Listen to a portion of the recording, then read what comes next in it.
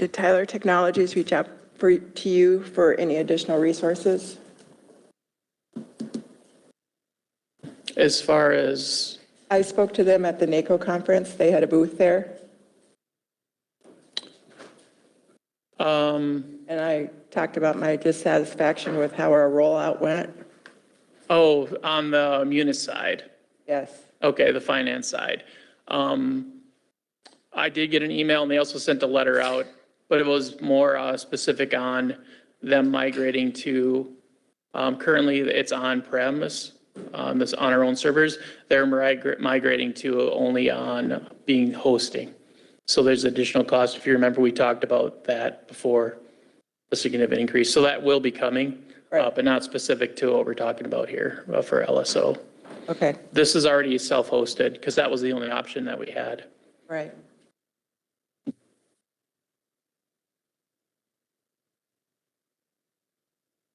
If there are no questions, I can jump to, I guess, the other piece, our AIS.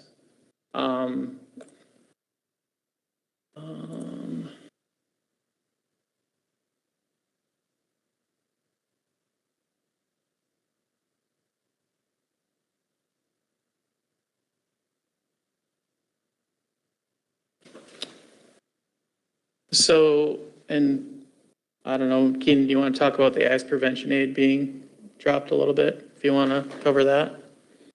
That's the only really significant change for this budget. Yeah, I mean, there's not a lot to say. They cut the funding literally in half. I was just looking at the numbers this morning. So instead of, normally I think we get like 94,000, in 2027 we'll get 46,000. A large percentage of that goes to funding our wetlands lead staff, and currently it's Chase Murphy. So for 2027 and I guess the future moving forward, we'll have to fund more of that out of general levy. So that's the major change there. So that's one of the state requirements, to have a wetlands lead, and then they fund it and they've cut it in half? Not exact. It's not a state requirement that we have a wetlands lead position. It's just a staff capacity we need. Approximately half of what that position covers is administrating WACA, the Wetland Conservation Act, but the other half of that position is septic inspections, doing permits, whatever else needs to be done, depending on however many septic permits we get each year. So no, not a state mandated position by any means, but I mean, we do need that position to handle the workload. Okay.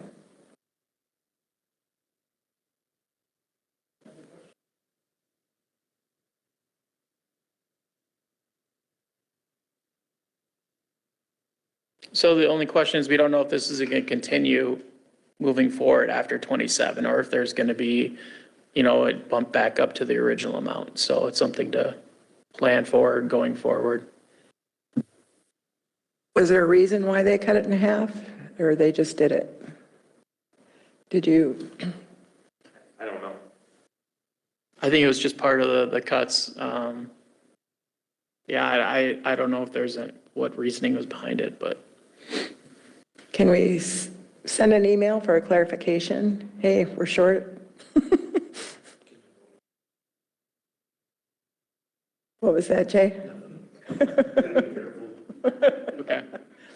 All right. Then the only other thing I think we can go over is our IT.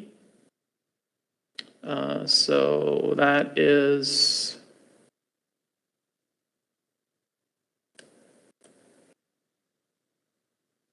So I'll turn over to Casey, and so there's a significant increase, and it's mostly focused on equipment. You want to do SPIDA or which one first? We can do the equipment one first. Okay. That's the easiest to explain.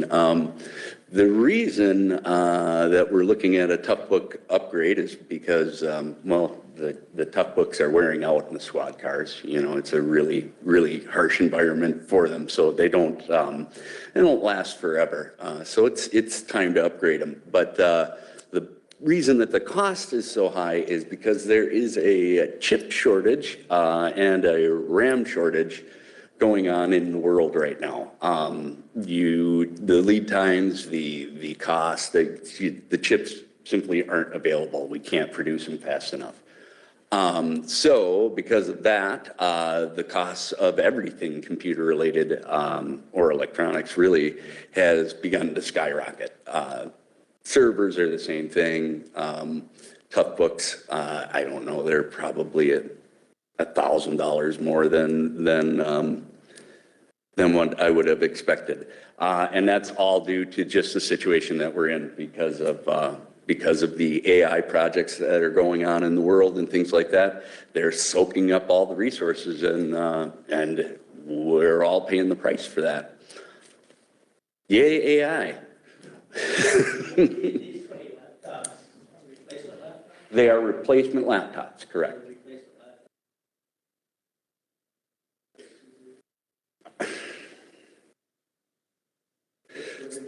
So, no, the chip shortage is not scheduled to end for at least another year and a half. 18 months is what they're expecting. So, I don't wanna.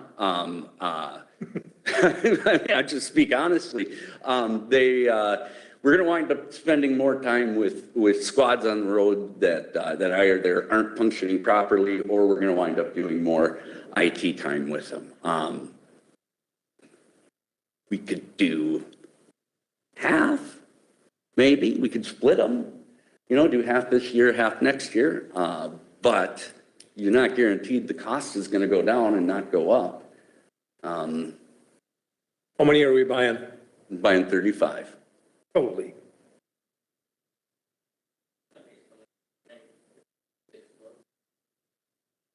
Yeah. Well, I bet you none of those chips are coming to the guys down here. Those are all going right to, yep. Well, I mean, that's along the short of it. That is why it's such a large number. Like I said, we could look at maybe doing half this year or half the next year. It becomes a bit more cumbersome for us to manage, just as far as having two separate years for stuff like that. Yes.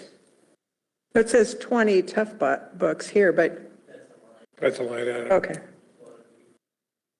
Oh, yeah. We have that many active squads? Yes. Wow. Yeah.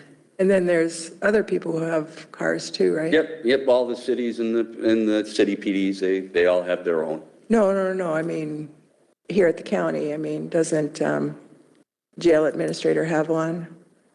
That's included in the 35.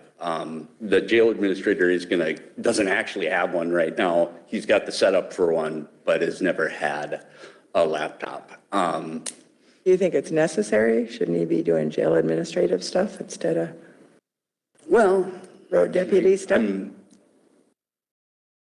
I put this. I'm not a jail administrator, so I don't know what he needs to do his job. All I can do is take his word for it. And I'm guessing that they went through the work of setting the squad up, believing that, this guy needs a tough book. If you like, I can come up with perhaps a priority list of how we would do it if we were to split them up over the years.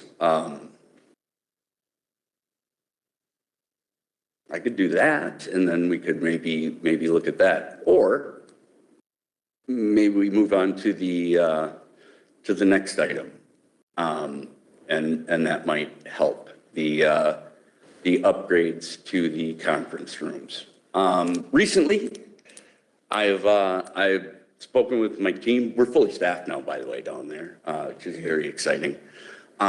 Recently, I've spoken with the team. We demoed a new unit from a company called Shure. They're a microphone and meeting room company.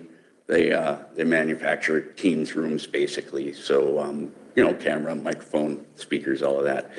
We demoed a unit that we received in pieces. We put it together ourselves. We tested it out. Doug used it. I think Carly used it. Some people from CVS used it.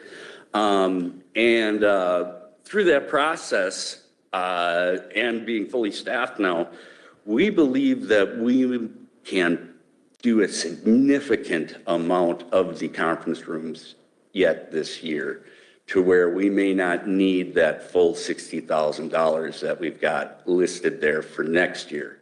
So we could possibly take some money from that to offset the cost of the Toughbook laptops.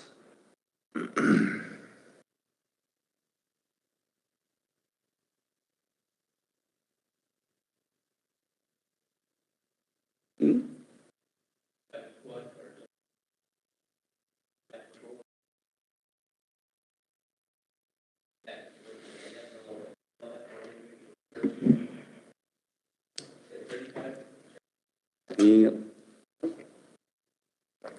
I'm pretty sure Casey wouldn't know that answer, but. Well, I mean, I know how many they have deployed. So, yeah, you're right. I don't know how many squads they have.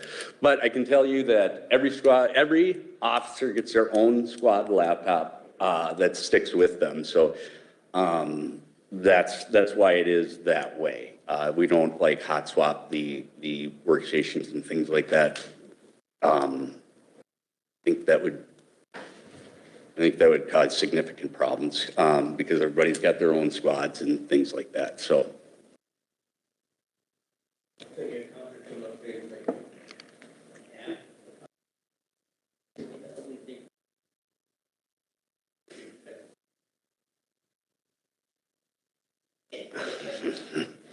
I don't like saying stuff in open meetings.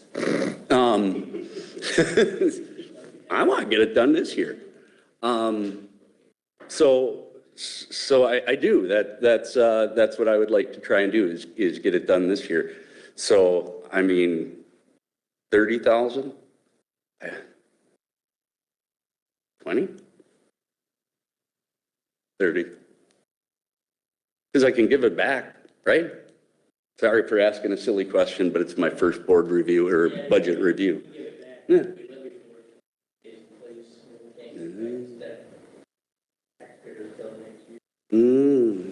Yeah, I'm a taxpayer. I don't like that idea either, I guess.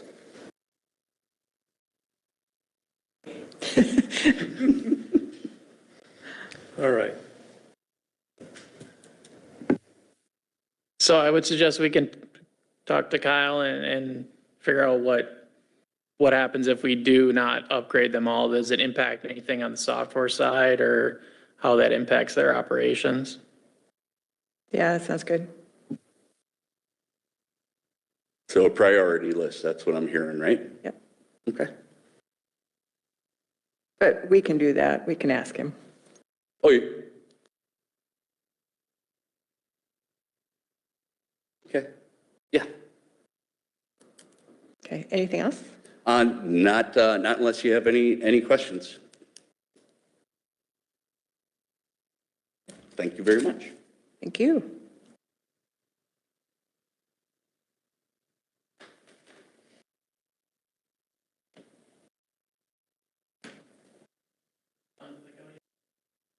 Yeah, is that it for Ellis? Yep. Okay. Those are the significant increases. Otherwise, like I said. Okay.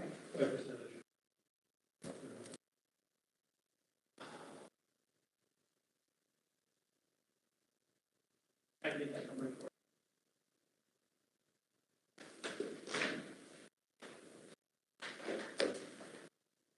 for you. I won't take offense. Am I on? I can't tell. Yep. Cool. Doug, do you have mine pulled up? I actually can't tell. Is that my budget? Yep. Cool.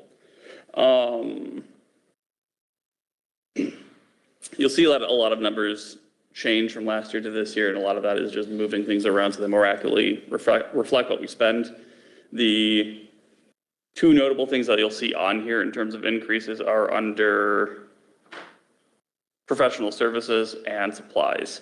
Supplies is all of the things that we buy from like Office Depot, but then a significant portion of that is also our Westlaw contract, which is our primary legal research tool. I actually just signed a 3-year contract that is in effect now. That has a 2-year option at the end.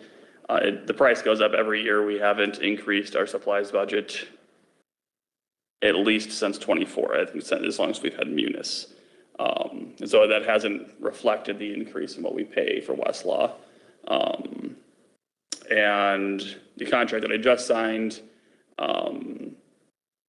accounts for some additional tools that all of our justice partners share. It's a lot of AI things. That's what the judges have, it's what the public defender's office have. For us not to upgrade to that level would put us at a disadvantage in terms of our research abilities. It also would make us less competitive with other offices when we look at new hires. All the law students have top of the line everything as they get. So the companies do, they hook kids in with us and they're like, yep, and go work for a company that pays for it. So it's not a wild and crazy upgrade. I think it's an additional $500 a month on top of the like $2,200 we were spending. So it's noticeable, but not outrageous. Professional services, I am requesting, we've historically been at 27.5 for the last 2 years, and we were actually at 32.5 in '24. So we went down about $5,000 for the last 2 years, but compared to '24, I'm only asking for an increase of $2,500. What that is a very significant amount of that is transcripts. So anytime that we are introducing any audio that is being played for a jury, it is our local court's practice and rule that we have to have a transcript for it. And so every body cam, every audio statement, every 911 call. And as I've spoke about at length, we take a lot of cases to jury trial, which means we have to prep it a lot. And it's not something we pay for on the day of. There's usually at least a week lead time. We don't necessarily know which cases they're settling on the morning of. And so we're paying for 6 to 10 jury trials worth of transcripts, and then only one can go in the following week. However many settle. That is one of many issues with our current trial setup, and believe me, we're doing our best to try to address our current practices, not just ours, but the way the public defender's office handles things, as well as court administration. But another part of public, yep, go ahead. I also hear that we're getting another judge. We are, yes, so Judge Gail Kulik, I think technically her retirement goes into effect on Friday, but she's been done like 2 weeks. I think she's been taking vacation time. Okay. But it's Judge Laura Welly, I'm not sure. She is currently a prosecutor in Orson? Somewhere north or northwest of here. She's a well-established prosecutor. I haven't personally met her, but I know that Brianna has. She's presented at trainings. I think she'll be great. And it makes me optimistic for some sort of change, having someone from the outside come in and has the authority to change something, who's experienced other things, to be like, this is odd, let's try something different. Yeah, somebody with fresh eyes. Yeah.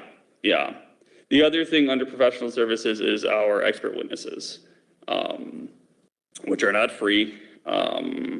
We are fortunate that the two that we primarily work with are pretty reasonable. But they're specific to domestic violence, and that's most of what we take to trial. We pay for the travel, we pay for their time on the stand, we pay for the prep time with them. If it's a big, complex case and they're testifying for, let's say, 2 hours, we could expect a bill of about $1,000. Both of them, or one of them travels from St. Cloud. He's less to pay for to get here. The other one, Melissa Skaya, she travels from Duluth, and so that's 3 hours of travel time that we pay for. And for what it's worth, those two are the two that pretty much everybody in central Minnesota uses. We're not picking folks who are expensive because we like them. they are the best, but they're also what's available.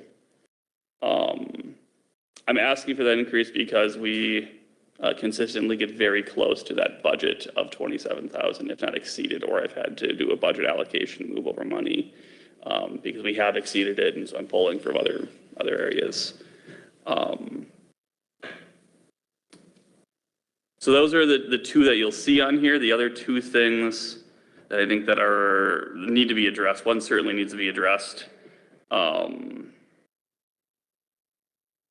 And it's not just a me office thing, it's also ASO, is on tax appeals. Paying for an expert appraiser is also wildly expensive. Right now, we are litigating a tax appeal with Eddie's, which is owned by the band.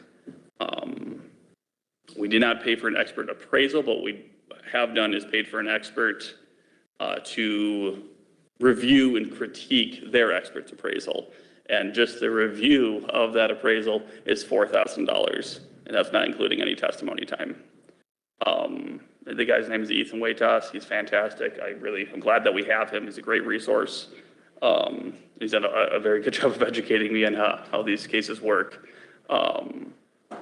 But based on the notices that we've received for next year, I expect that we'll have at least one next year that we'll have to pay for. And this is a cost that has not been considered, at least under the county attorney office's budget, as I see it in Munis since we've had Munis. I don't know if this is true. I think this is true, that we have historically farmed it out to Taft or to whoever, and they litigate it for us, and I think we pay them to pay an appraisal service. And so we get a bill for $20,000 that pays for the attorneys, that pays for the expert, and we just cut the check and don't think about it. But I don't think that was a line item in the county attorney office's budget. You are correct, because we haven't had to deal with it much in the past. And that's my understanding as well, speaking with Lisa, the assessor, is that this is atypical that we're litigating things this much. In terms of like how far we're getting, usually cases settle. And also the number of them. This year we had 11 cases filed. Fortunately, all but one has settled. We're set for trial in October for that one. But Eddie's filed an appeal for next year as well. If they don't get a favorable decision this year that binds us over into next year, I can expect that we'll be doing this again next year. And if we are litigating again next year, it'll be a conversation for myself and Doug and Lisa on paying for an appraisal, but that'll be, I expect around $8,000. Okay, and we're probably saving money going through your office, correct? That is an open question. That's why I'm bringing it up. I just authorized the payment because I knew it had to happen. I was on a deadline, and I knew that I could twist my budget around and pull money from forfeiture funds to spend on things I'd rather not spend them on.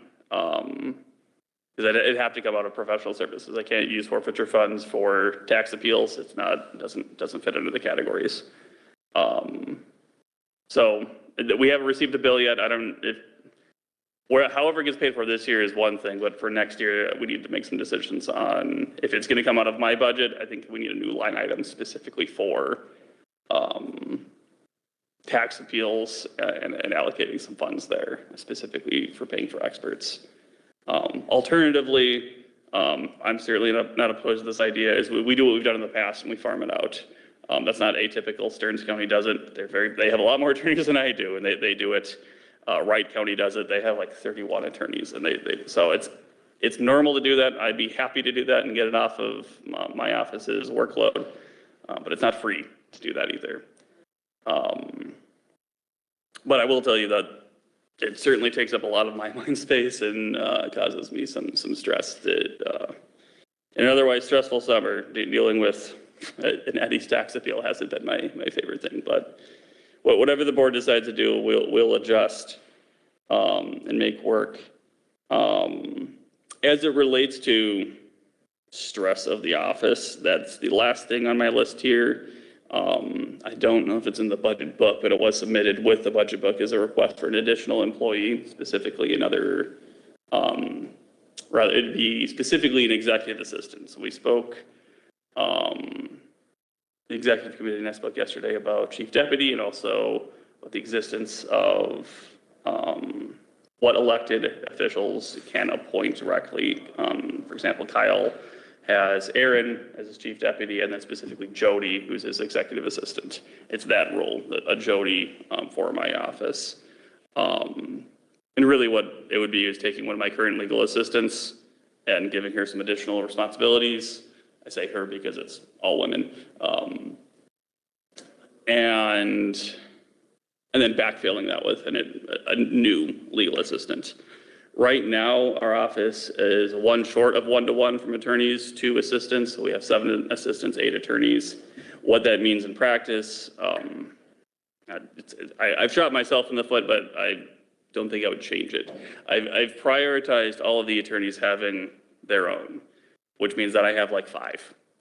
Because I do some things with Des, I do some things with Britt, I do some things with Melissa, I do some things with Laura.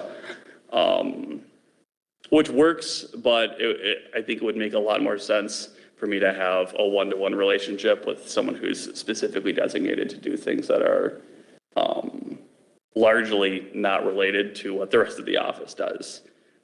I handle far more civil and non-criminal prosecution things than every other attorney. I think their caseloads are probably 98% that, whereas mine's closer to like 25% criminal prosecution.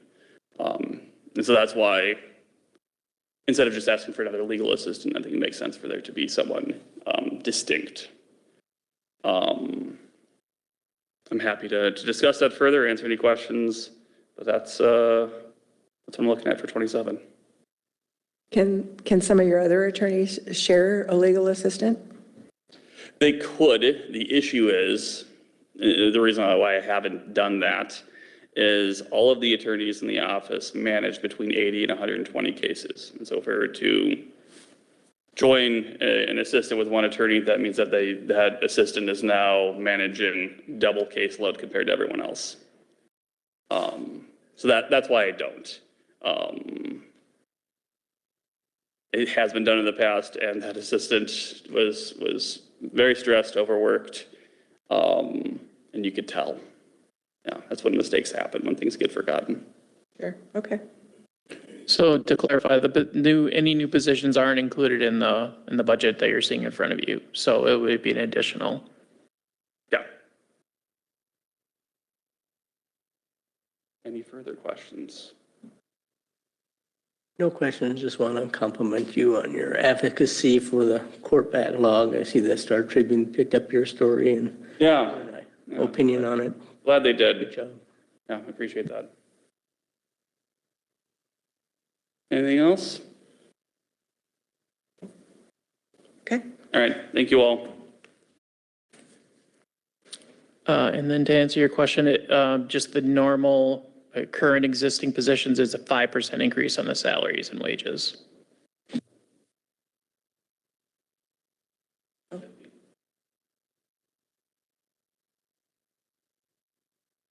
We said we were going to do this and we forgot to do this. Discussing chief deputy salary. So if you haven't heard, Anna turned in her resignation.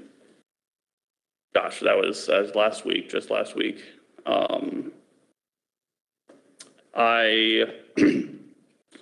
Under statute, as I had referenced, I considered my options of looking outside the risk that also posed, and selected James Doty. He's currently an ACA 2 in my office. I offered it to him to be our chief deputy. He accepted graciously. He's been an invaluable asset to our office. One of the best work ethics I've seen among attorneys. I think he's here in the corner. Here's James. He'll be great. Reason I'm bringing up for the board now, less for budget, but more for what you'll see, not at the next board meeting in 20 minutes, but in 2 weeks from now, is how we allocate for his salary. So the way the chief deputy job description is written, James did not meet min-quals, and that, before anyone gets any uneasy feelings, when I applied for it and was considered, I also didn't meet min-quals. I don't know if Brandon did. I'm guessing she did. I think she has another year of experience on me.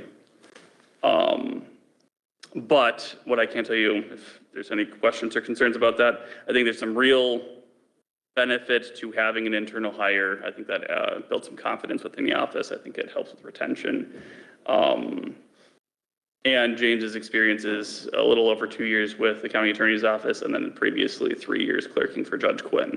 So he is very, very familiar with our courthouse and the functions of it. But in terms of salary, there's been, I think, really one school of thought, but just two different ways to approach it. I think the simplest way for the court or for the board to arrive at a number is to take the current job description, not changing anything about it. It's graded, I think, at a U or a V, I'm not sure, but taking whatever grade it's at, and then creating step like 0, step -1, step -2, and then aligning that with where he would be in terms of meeting min-quals, with the caveat that it cannot be anything less than what he currently makes. So he needs to at least maintain his current salary, and if walking him back gives him a raise, cool, good for him. I think he deserves it. And that's, I don't want to put the words in Carly or Doug's mouth, but I think that's what you're going to hear from the board in terms of a recommendation, is taking the current grid and then just creating new steps in the other direction. What you're going to hear from me is adopting that, but taking him where he's currently at and giving him a 5% raise. Reason being is that is where the current chief deputy position, sorry, not the chief deputy, the ACA contract moves you from, as an ACA 2 to an ACA 3, a 5% bonus, or raise rather. That is something that James would qualify for once he reaches that mark, that because he's taking on this role, he's forfeited. It'd be in, I suppose, 3 years from now, technically, when he would make that, or be eligible to move from ACA 2 to 3. But if he stays in the chief deputy position, you just get his COLA and his step, which is not insignificant. But there would otherwise be this 5% raise at his 5-year mark. So I think that's noteworthy. Additionally, the ACA 3 scale and the chief deputy scale are perfectly aligned to the same numbers. And if I get hit by a bus, James is the default for a while, and he'll be responsible for supervising everyone in the office, including ACA 3s. And so he'd have people he's supervising who are on a higher pay scale than him. Now, I don't think there's a world where he's ever going to catch up to, specifically Tim Kilgriff, because Tim's, I think, at the end of the edge of the grid. So Tim will always make more because he'll always be ahead. But just in terms of pay scale, there's that uneven balance. So that's, if you want to discuss it right now, I'm happy to do so. But that's what you can expect to hear. Like I said, what I think you can expect to hear at the board in a resolution in 2 weeks is that the -1, -2 set up in the grid from ASO, and then mine being a 5% raise wherever that falls. Questions, thoughts, concerns, smart remarks? Anything? Okay. I think it's a good move, so it'll be coming up on the August 18th board agenda, and then he will take over on September 5th. September 4th at 4:31. Okay. Yeah. Sounds good. Thank you. Yeah, thank you.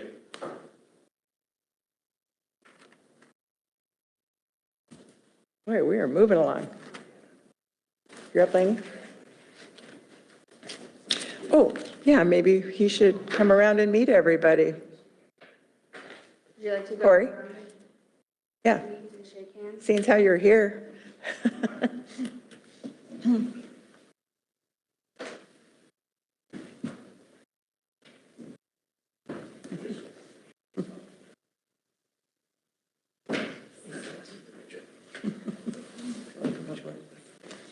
Okay,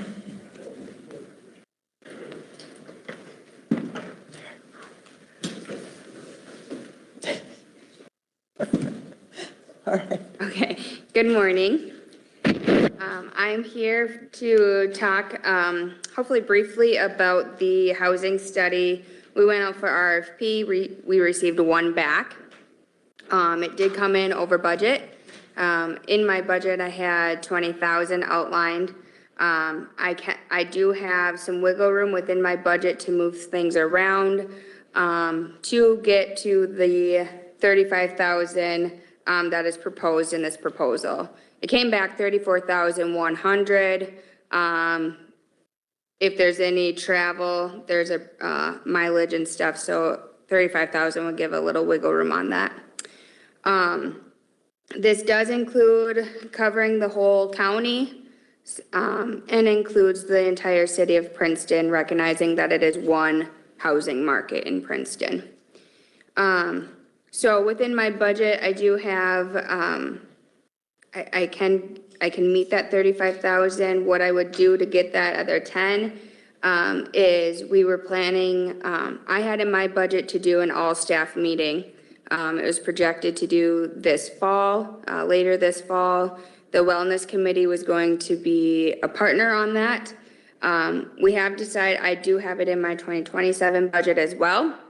And it makes more sense to do it in early 2027 because we will actually have RBA information to record out on, explain that, you know, understanding those metrics to train staff on what RBA is and what it means at Mille Lacs County. So it does make sense to push it to Q1 of 2027. And again, that is in my budget for an ongoing thing.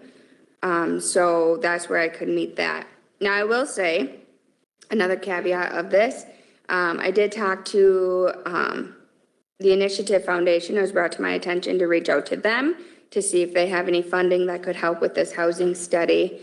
They do have an economic development grant that opens on August 18th. And they believe that this is a strong candidate for an application. So I will go after that $10,000 grant with the Initiative Foundation that would help replenish that budget if needed. It's obviously not a guarantee that we get that grant, but it would help with replenishing my budget to get me through the end of the year. Any questions? No cities are contributing because this was originally budgeted to partner with a university. However, they weren't accepting these types of projects this year. So that's why it was budgeted quite lower to partner with a university. So at that time when I was budgeting for this, I didn't have a conversation asking cities to participate. For example, City of Princeton, I've talked to all of them. I think it's really important that they participate as a stakeholder in the study. Some of them were willing to, you know, maybe look around and talk to their city council. Others said, well, if you could put this into 2027, we could discuss it at our budget meetings. So not all cities had funds available to spend to contribute in 2026. I think this will help us. It's kind of a rush end of the year project. And I will say, I think that it's important to move forward with it so we can start right away making informed decisions about the SAHA funding. We still have that statewide affordable housing aid that we need to get out the door. So having this done in 26 will prepare us to really get that monies moving as we need to get that spent.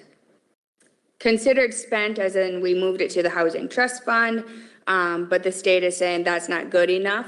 You need active projects moving on it.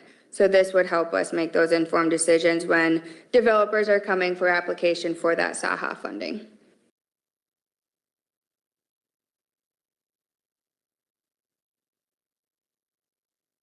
I think our best chance is to hope for the Initiative Foundation grant. So my only question, the optional 5 bound hard copies for $500. I know. Is that something that we could handle in-house? I know the last study we had was like 1,600 pages, but Yeah, they're quite large, and it does have and I mean, I guess that would be how important is that to have those hardbound copies? You know, there is an external link that has the full study. A lot of people are trying to get away from paper, so maybe even just having one bound copy that stays at the county, and we share that with cities as needed if that's appropriate, but we'll have the outside link for the full study all the time, so we could definitely look at that. yeah. That's a good idea, just have one. Okay. So I do have this on the regular board agenda to move forward, but I wanted to have the conversation with you to recognize that, yes, it came over budget. I can utilize my current budget with the hopes of the Initiative Foundation grant coming through as well. Okay. Thank you.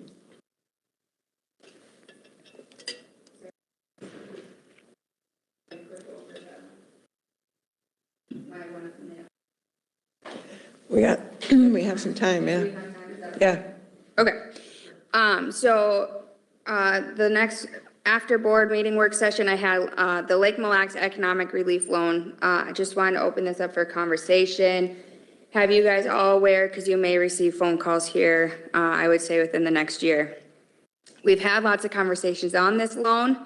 Some of you probably are familiar with when it happened, others not so much, but these loans started in 2017 when walleye regulations went on to Mille Lacs Lake. A lot of the businesses, resorts, they were feeling the pain of those walleye regulations. So this loan was created. Long story short, multiple businesses took $100,000 loans. They were given a broken promise by the governor at the time and other legislative officials saying, this is just going to become a grant and it's all going to be forgiven. Don't worry about it. Just take the money. It's not being forgiven. It has not turned into a grant. Now, there's a clause in there that after 10 years, that 50% of that loan could be forgiven. And while there's a handful that are paying on those loans, they had like a deferred for 5 years, and then they became due in whatever. So they should be due now. There's multiple that are delinquent, not paying at all. I've sent letters. We do an audit every year with the state. I've sent letters to them. Myself, Jordan Zeller, and Commissioner Oslin went out and we visited as many as we could. We took the promissory notes with us to show, you know, you signed this agreement that these are due. You need to be paying on it. It resulted in a couple more paying, but still there's probably, I mean, at least 15 that are not paying on these. And if we were to forgive 50% of these loans, the state's going to ask us for the money, and we're looking at over $1 million. So that 10 years comes in 2027. The verbiage of this contract is clear as mud. But there's a couple things in there that it may be forgiven, so it's not promised that it will be forgiven. 2, they should be actively paying on that loan. Again, most of them are not. They're just saying, I'm just going to wait until the 10 years, and then you're just going to forgive it, and I'll cut you a check the rest. It also states in there that they must stay in business for that 10 years, and they must not close, sell, or attempt to sell the business. Many of them are in active contract for deeds. That is an attempt to sell. So based on that, if any of those motions were done, attempt to sell, et cetera, those would become immediately due, that full 100,000. We've been able to collect a few of these based on they do sell and then it gets caught at the closing. So just bringing this to your attention to know that 2027, a lot of them are still have that mindset. You know, I talked to an individual two weeks ago and he said, well, I just threw this in a drawer and forgot about it. I've never gotten anything saying that I owe money but now I know when my 10 years is up. Well, we've been sending letters. It's not that you have, you know, so there's been communication. It's just whether they wanted to acknowledge that communication or not, I guess. But he's in a contract for deed, so it should be due immediately. So I wanted to bring that to you guys. I don't know what position you guys want to take, as in being the bad guys, the good guys, it's a broken promise. We do not have to forgive anything. It says may be forgiven. It's nothing that we have to do. I think it'll be a larger conversation during this year's audit with the state. What are they going to ask of us? And we are not receiving anything for these loans. We are a pass-through. We collect and we send it on to the state. We're not getting any admin fees. We're not getting anything on these. UCCs were filed originally, so that's the lien on the mortgage or personal property. However, those were never renewed. So we could look at that. Probably a good idea to renew those UCCs. There is a cost. They're about $50 to $75 per UCC. So, you know, I could see putting that into my budget for 27 to update those UCCs.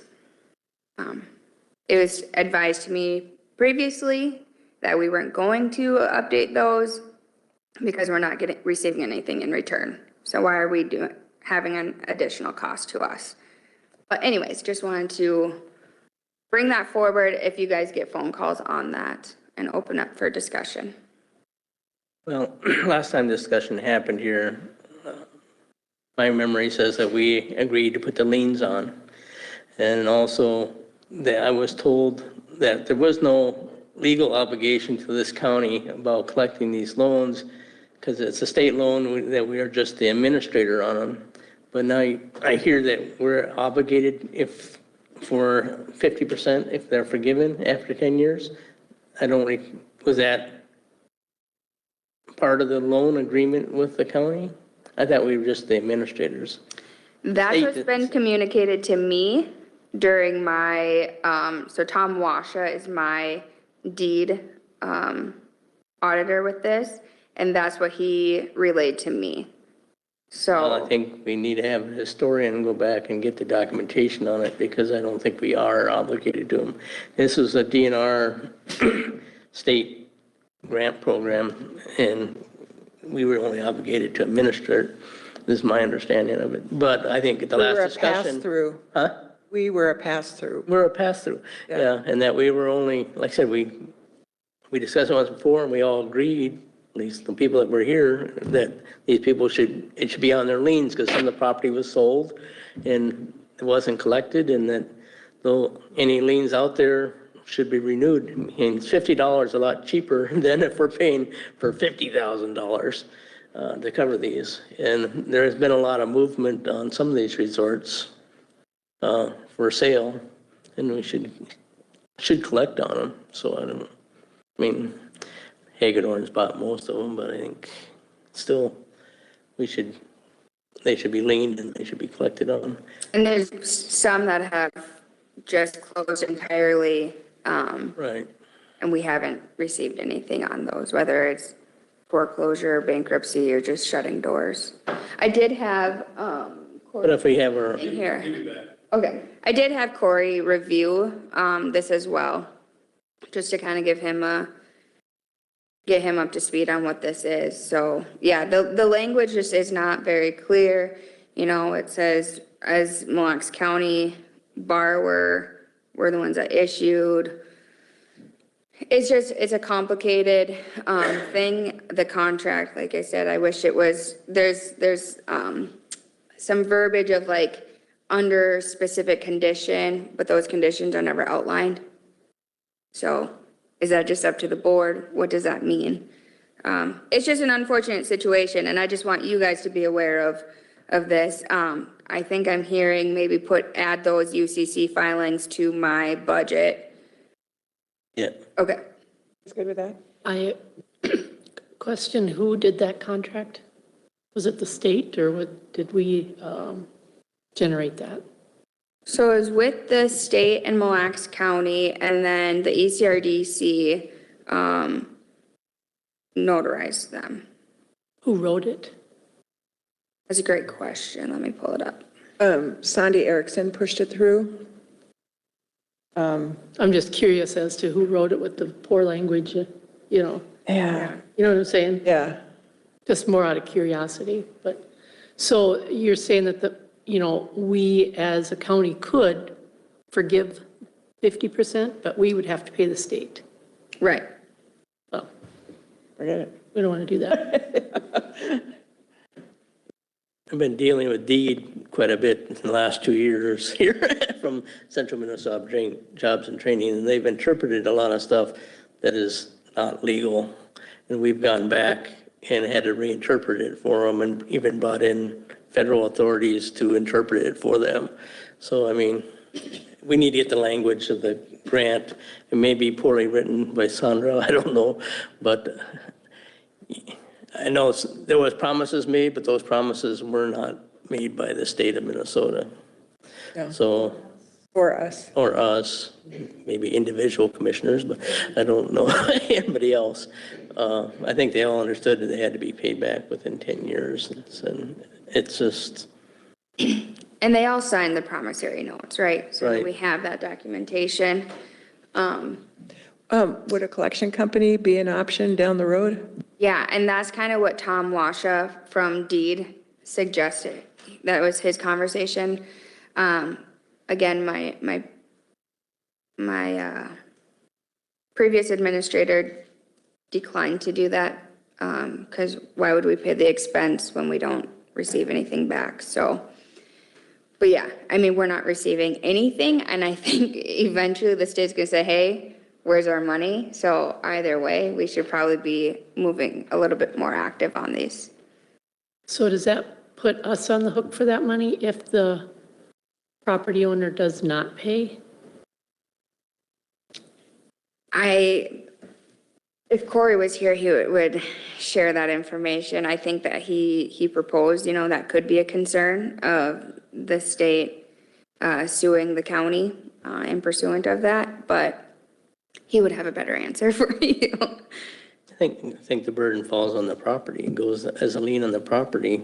Right. That's why we have to get these liens back on. Right. But that's why I'm wondering, well, at what point is the state going to come down on us for that money that we're not collecting? They haven't sold it yet, so. Well, and I think that, we could go out right now for all the ones that are delinquent that are not paying, we could actively be going after the property that they put against it. So it's if the county wants to pursue that. Whether it's personal property or real estate property. And these are due next year, 27? They're due now. So repayment started in 22, some of them have been paying the whole time. But a handful that are not paying at all. And I don't think even after the 10 years, it's like next year's the 10 years where it could be 50% forgiven. So that's what, in their mindset, that's what they're kind of holding out for. But it says may be forgiven. And even with that, I think there's some that aren't even, recognizing the 10-year thing. They're just not going to pay at all. How many loans went out? It was over 3 million. I have 22 active. Some of them were in Aiken County too. Yeah, there's some from Aiken and some from Crow Wing. And because it was just Lake Mille Lacs wide. So like I said, we've received a handful, paid in full because of closing. There's some that have just gone off the books and we're not collecting. They just shut doors. We can't track them down. And then a handful paying, majority of them still not paying. I can send you the updated list That'd be good. with the contract, and the contract is state of Minnesota contract through deed. So some of those that you can't track down, did they sell their property and we didn't catch it? Correct. But then that lien still stays on the property? Right. So where that, Title insurance is for. yeah. So, and those ones, like, the ones that closed, I think literally they kind of took the $100,000 and left. So they closed before my time even coming here, so. Just trying to stay in front of it, and what are we gonna do? You know, my biggest thing is we're trying to build a relationship with businesses in my position, right? I don't want to be the collection agent. As well, yeah. And so it's puts you in a tough position. Right, for sure. Well, if you wouldn't mind putting that list together and sending it. Yeah, yep, I can do that. Thank you. Yeah, all right, thanks. All right, we got a couple minutes before the meeting starts.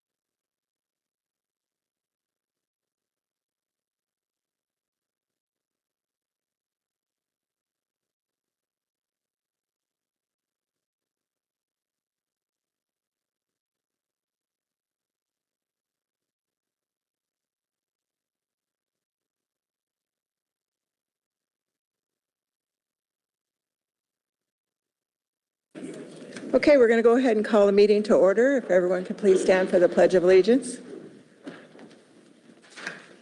I pledge allegiance to the flag of the United States of America and to the republic for which it stands, one nation, under God, indivisible, with liberty and justice for all.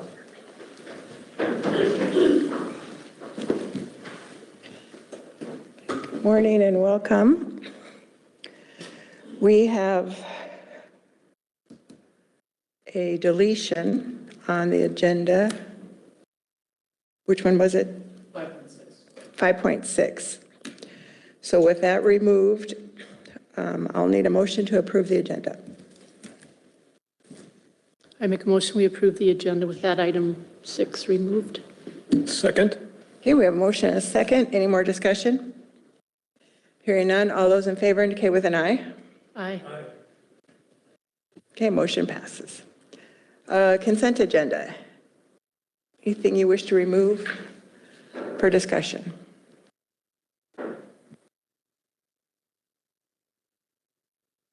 Hearing none? I'll make a motion to approve the consent agenda.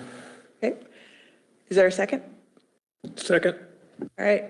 All those in favor indicate with an aye. Aye. All right, motion passes. Regular agenda, 5.1, consider planning commission recommendations. Good morning, all. Morning. We've got 2 planning commission items here. I'll start with the first one. This was a request by Alvin Yoder for a conditional use permit for a school. So this would be an Amish school. They requested, I think they said 22 pupils is what they have planned. As one of the conditions, I listed attendance up to 50, just in case they need to expand in the future. And this was recommended for a unanimous approval by the Planning Commission. I have a question. Previously, they were allowed to have holding tanks for the restroom facilities. Yep, that's what they'll have here. Okay. So I have 1 holding tank with a girls and a boys outhouse on top.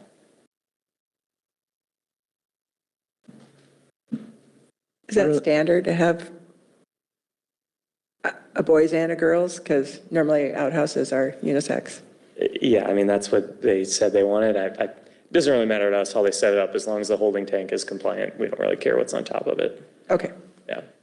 Were there any, it says conditional use permit, what other conditions were they put on them for this? Yeah, Doug, if you could scroll down, I've got the actual recording order here. So yeah, we've got enrollment is listed to 50 people, an adequately sized septic system is required, and then this is a standard I've been putting on everything. If the use is discontinued, inactive, or otherwise ceases for a period of 3 consecutive years or more, the CUP shall be deemed abandoned and may be revoked by Mille Lacs County.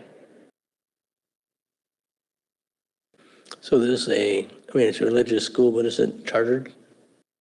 A charter school? Unrecognized. No, I don't believe so. I mean, it's just it's a schoolhouse that they've been shifting around to different properties for the last few years, and they got sick of having to get a building permit and everything each time. And since the last update, it's a conditional use permit, so they're looking to just keep it here now for the future.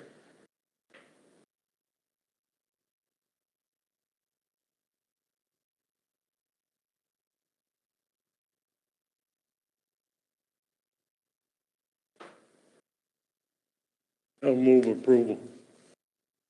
Okay, we got a motion. Is there a second? Second. Okay, any more discussion?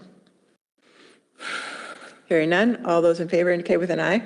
Aye. Aye. All right, motion passes.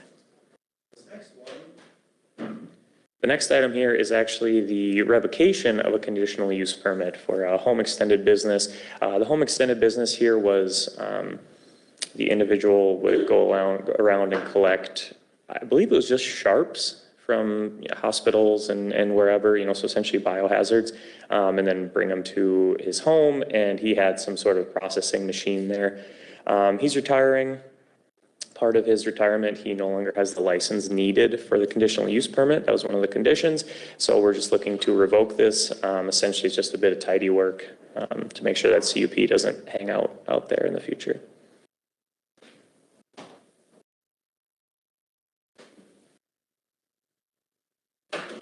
Okay, any questions? Make a motion to revoke the conditional use permit. I'll second. Okay, we have a motion and a second. Any more discussion? Hearing none, all those in favor indicate with an eye. Aye. All right, motion passes. Thank you. Okay, 5.2.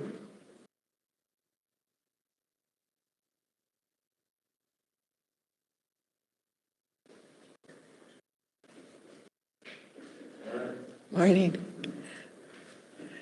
Okay, so I'm here to seek approval for purchasing a new unmanned aircraft system. Replacing what we currently have. Current one we have is a Patrice 300. Follow, probably fits. Bradley, could you turn on your microphone? Thank you. Fits about half that table. That's how big the other one is, or the one that we currently have. The current one we have has, I just looked it up today, otherwise I would have put it in here. 532 flights, 133 hours on it. We've flown it 567 miles. We do about 20 to 25 uses a year. And that one was activated on October 27th, 2020. So that's the old one. The new one, I think you all got a copy of picture of what it looks like. The beauty of this one is that it only takes up maybe a small portion of this desk. Does mostly the same thing. It's got a set of 100 or 200 times zoom, which we have on the current one. It does 110 times zoom, but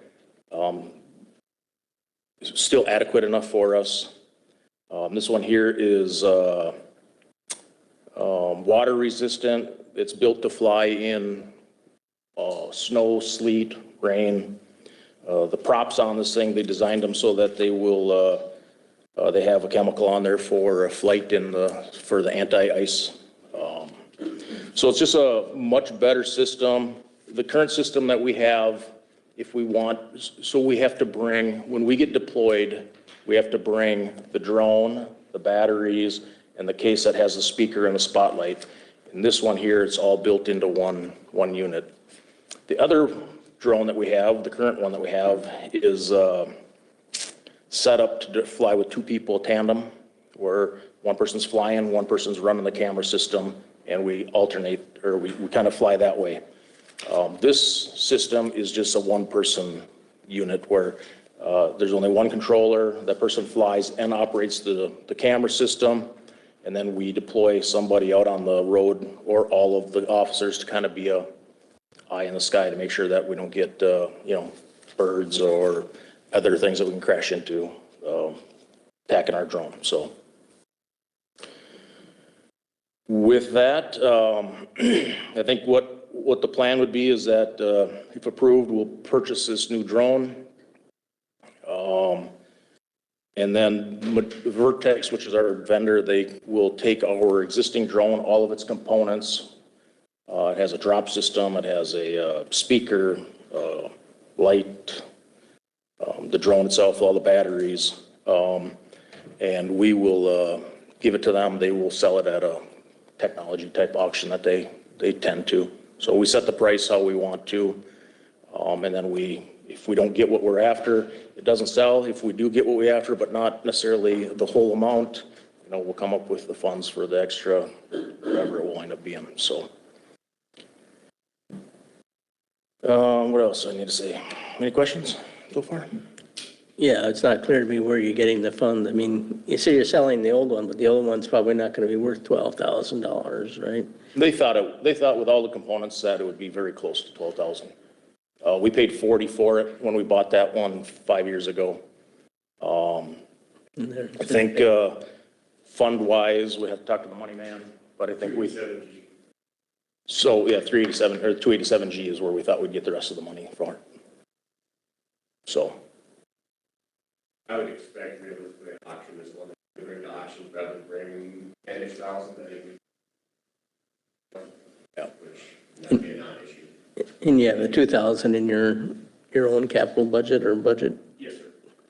Ultimately, this new drone would save us in the long run. When we have to do a nighttime call, and if we're calling somebody out at 1 o'clock in the morning, like Captain Hunt said, we're calling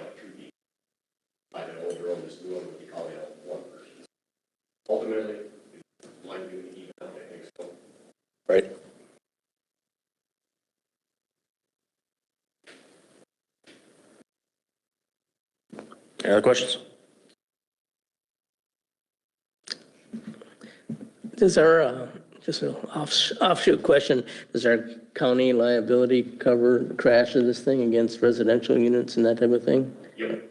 Okay. All All right. I believe that's actually mandated.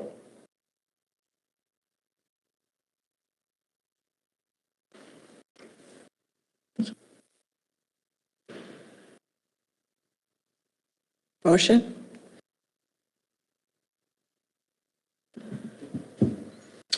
I make a motion to approve the sale of the current drone and to purchase the new drone.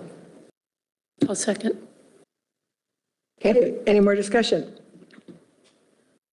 Hearing none, all those in favor indicate with an eye. Aye. Aye. Aye. Okay, motion passes. Thank you. Thank you. We're on to 5.3.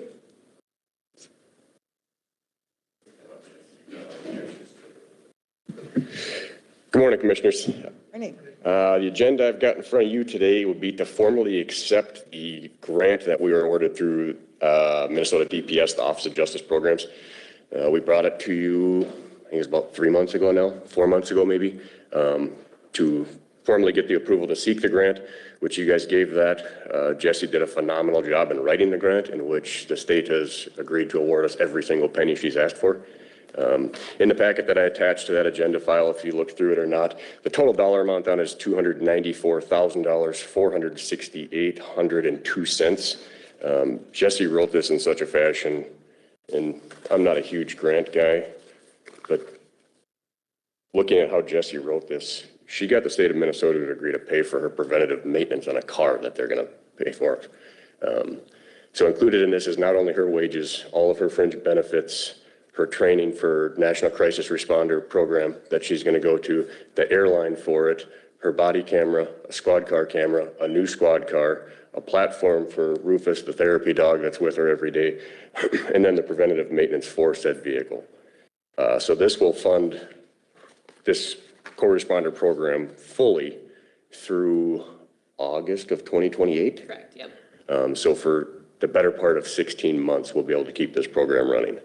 And then I will say from my seat, since the sheriff had the forethought to bring a program like this and put it together, we didn't, I shouldn't say we, because I had very little dealings in it.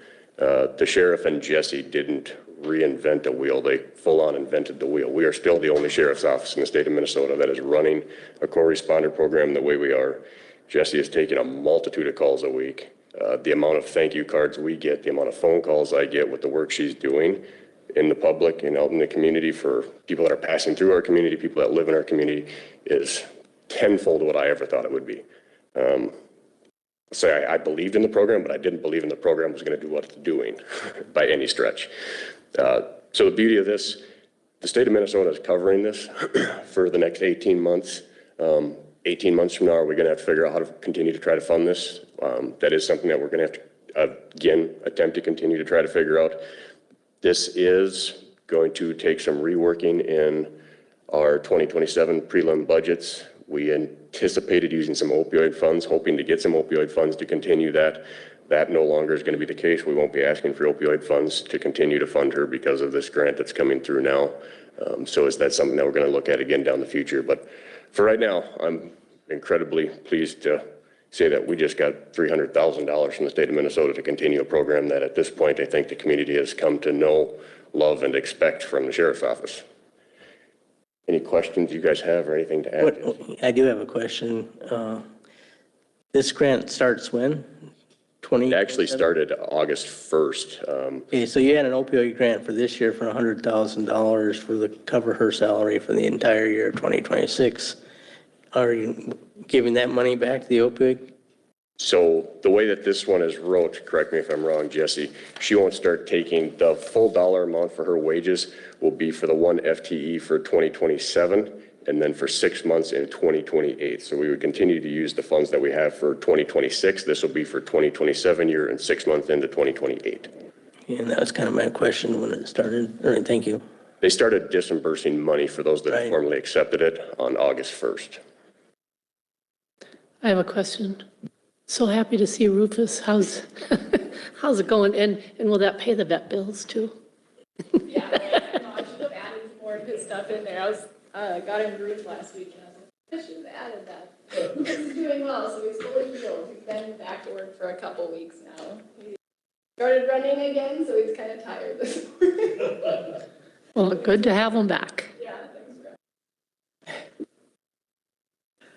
for How many more years of service are we expecting out of Rufus? as many as he'll give us. Okay. And the squad that she's using now, the vehicle is going to be, We're going to recycle that back to a spare squad car. We are incredibly short on squads right now. So that is already outfitted enough to be used as a spare squad car. It's got lights, it's got a radio, it's got a half cage in it. So that'll be a spare squad car. okay. And you're short because of, I've got one totaled from a deer scratch that I've got two totaled from deer hits, both responding to calls, code 3. And then I've got one that has been totaled out for quite some time on a felony pit. So I'm waiting for MCIT to pay out on 2 vehicles so we can get those squared away. okay. So Dan, back your mind. Well, back in my mind is the hard laptop that she, the vehicle and equipment, does that include her hard laptop? Yes, yep. In her car, that includes everything. 34 instead of Full build. So they've got $75,000 down here into the vehicle itself and then $15,000 for upfitting. So everything that goes in her squad car will be brand new and paid for. So likely if you guys are accepting this grant today, I will be back here next county board meeting looking for approval to spend money for a vehicle. Good. And I should note too, this vehicle right now, the vehicle she's in was one of our investigators' cars. So it was kind of at end of life years ago. We saved it. It was good enough to make it do what we needed it to do. So we gave that vehicle to Jesse at that point in time. So it looks like a squad car. It is a squad car. This next vehicle, we want Jesse to be a softer looking individual. We don't want her to show up and people think it's the police. This will not be a black car. It's not going to be a white car. It's not going to have decals on it. It's going to be red, blue, silver. It's not going to be a Durango. It's not going to be an Explorer. It's not going to be, it's going to not look like a squad car. When she shows up to somebody in crisis, something of that, the neighbors aren't going to look out the window and think, oh my gosh, why are the cops at the neighbor's house? So this will be something different. We're looking right now likely at the Chevy Traverse in a not black color. And she will manage the grant as well. Yes, ma'am. Everything grant-wise, correct me again if I'm wrong, that they're requiring for the grant documentation-wise, she's already keeping track of. It's just a matter of now sending what she already keeps track of to the state. Well, thank you and good job. I'll make a motion that we accept the 2027 Justice Program Crisis Response Grant. I'll second. Okay, we have a motion and a second. Any more discussion? Hearing none, all those in favor indicate with an eye. Aye. All right, motion passes. All right.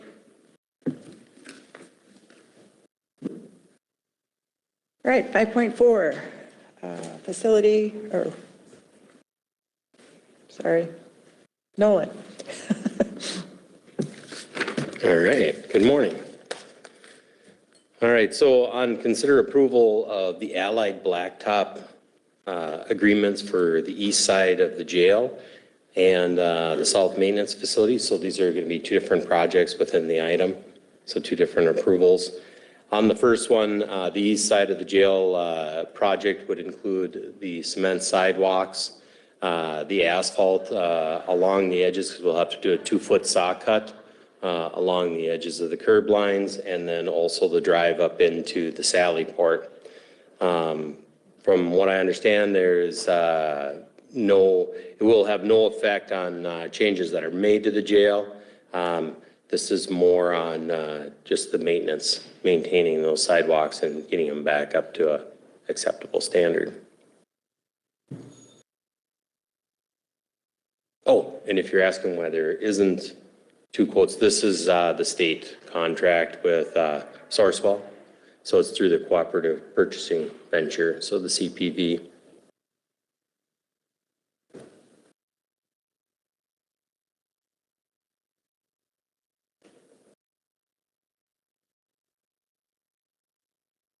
And this amount, this is what we had in our capital improvement plan? Correct. It's kind of funny thing about the capital improvement plan. A couple things got changed and we didn't know about it until March.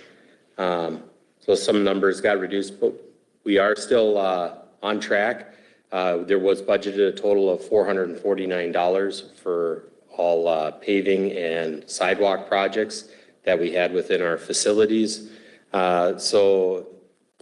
Like this project and the next one we'll be talking about, the total is $339,120. So we will still have dollars left over.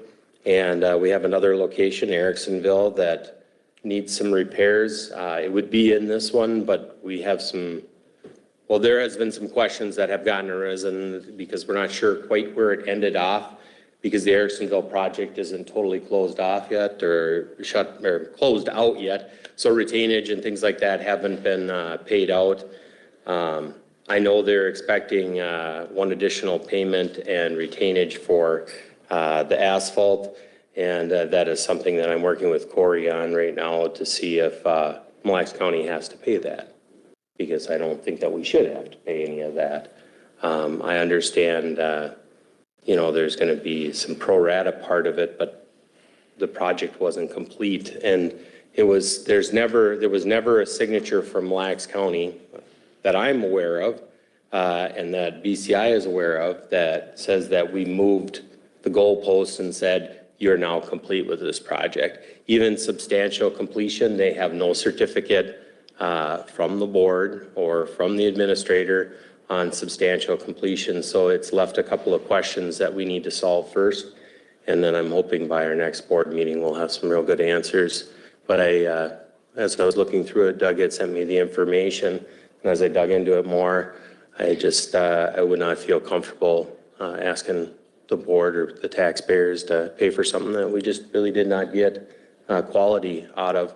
In fact, the underlayment that they put in below the 8 inches of class 5 was not done properly, and they took photos of it themselves because they did it on a weekend, and they knew they weren't supposed to work on a weekend, but they came in on a weekend and completed the project.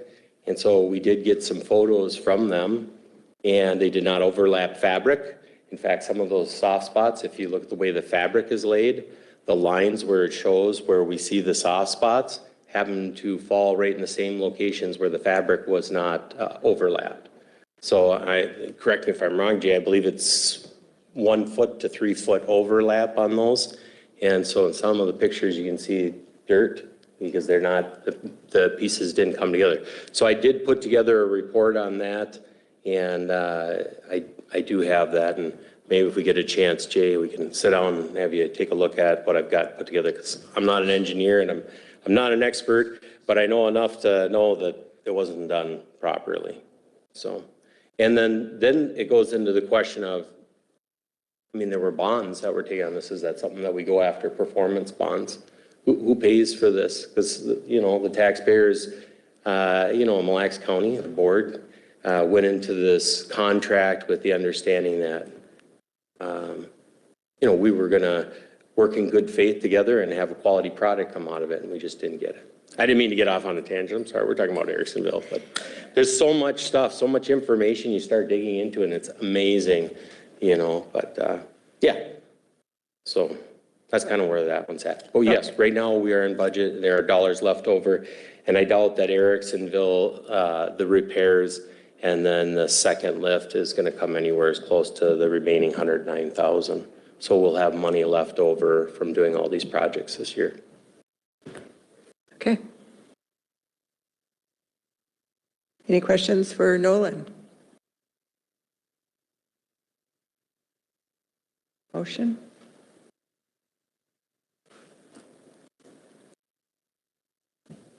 I'll make a motion to approve the service agreement with Allied Blacktop Company for the East Side Jail project in an amount to exceed $69,303.60, and approval of the service agreement for the South Maintenance Facility project in an amount not to exceed $269,816.61, subject to receipt of the required bonds and insurance. Is there a second to that motion? Second. Okay, any more discussion? Hearing none, all those in favor indicate with an eye. Aye. Anyone opposed? Motion passes. Thank you. I.5, that's you again. All right. So 5.5, this is on the fleet car plan. So earlier this year, you approved 2 Durangos to be purchased. However, when it was submitted, Dodge ended up sitting on it for a little bit, and then they kicked it back and decided that they weren't going to do any more 2026s. They wanted to increase their price, and so they turned around and started requesting orders for 2027, and it had almost a $5,000 increase on the vehicle, which it made it way more than what I would have ever planned to spend on the Durango. So what it did is GM has opened up their order banks for the 2027 Chevrolet Traverse, and they are still taking orders for the 2026 Trailblazer, which is just a little bit smaller than the Equinox. And we do have one Trailblazer, and it does get used regularly. And so people do like the vehicle, and it's more economical than all the other ones. So in this, what I'm asking for is to order 2 Trailblazers, 2026, and then 2 Traverses. And the reason for 2 Traverses is last year in 2025, we were supposed to get a maintenance truck and a Traverse to replace number 26, which went to the SWCD. But things happened, and it didn't come to fruition, and then it wasn't rolled over into the following year. And so we have 5 vehicles within the plan this year for replacement. So I needed a maintenance vehicle. So I only was requesting 4, and I figured we'd wait to see what we got back from proceeds from the sale of the vehicles that we'll be replacing. And then if it fit into the budget, we would go after a maintenance truck. However, another item came onto the agenda shortly after, and with Public Works, and we're going to be working out hopefully a deal to acquire a Public Works vehicle, which wouldn't add any additional costs. So we did still have money left over. We haven't purchased the 5th vehicle, so there is still $38,550 left. And then, of course, we'll have the proceeds coming back, and then we can have a discussion to see what you guys would like to do with the remaining amount of money, if we want to go after the 5th vehicle in the plan, or we just move on to 2027.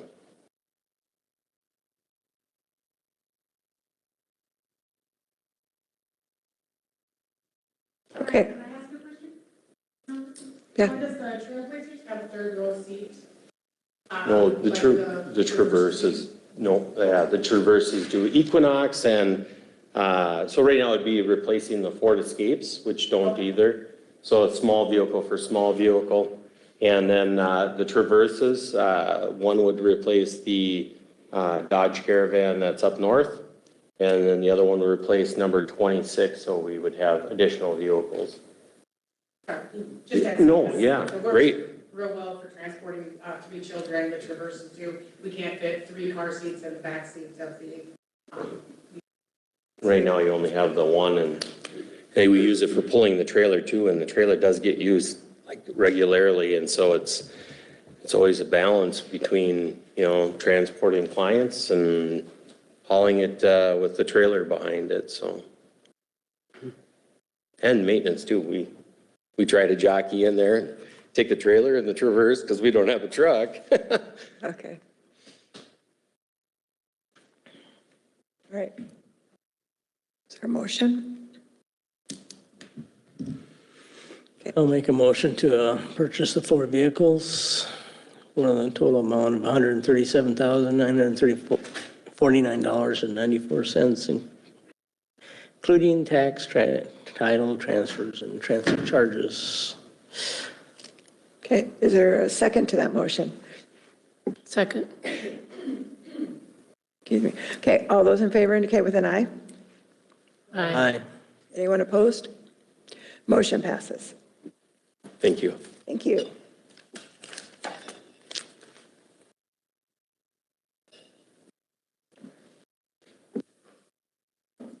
Okay, we're moving on to 5.7. That's review July new hires and leaves.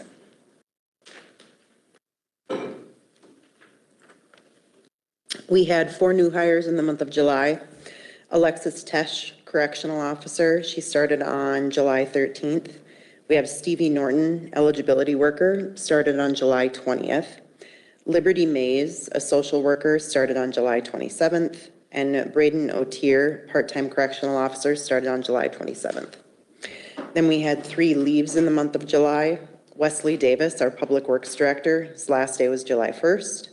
Trey Garrett, transport court security deputy sheriff, his last day was July 2nd. And Amy Anderson, our chief financial officer, her last day was July 22nd. Thank you. Okay, 5.8. Good morning again. Morning. I'm coming, asking for approval for, to enter a contract agreement with Maxfield Research and Consultants to complete a Mille Lacs County housing study.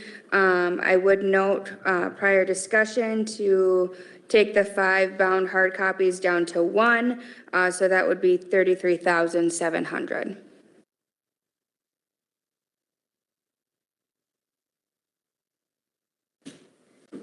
That sounds good. That was discussed in work session. You get a motion? I'll make a motion to approve the staff to enter an agreement with Maxfield Research and Consultants to complete a Mille Lacs County housing study. Is there a second to that motion? I'll second. All right. Any more discussion? Hearing none. All those in favor indicate with an eye. Aye. Aye. Thank you. Thank you. Motion passes. 5.9. Your budget amendment and purchase of. Yep, so this is a request for a budget amendment. We had only had budgeted $47,000 for cutting edges in this year's budget. There's a significant cost increase this year. So in order to purchase those, we need some additional funding. So the request is to pull, doing a budget amendment through the Public Works County Surveyor budget, which was not filled this year, in order to purchase those cutting edges for this year. Are we currently advertising for the surveyor position or not? No, we're not. Okay. Don't we contract that out? Yeah, earlier this year, they did, Wes came forward to do, to contract that out. But we have yet moved forward on that.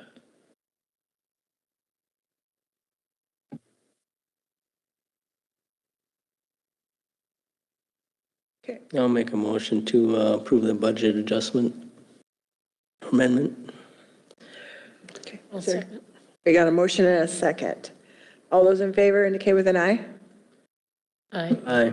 Anyone opposed? Motion passes. All right, we are on to committee reports. Who would like to start?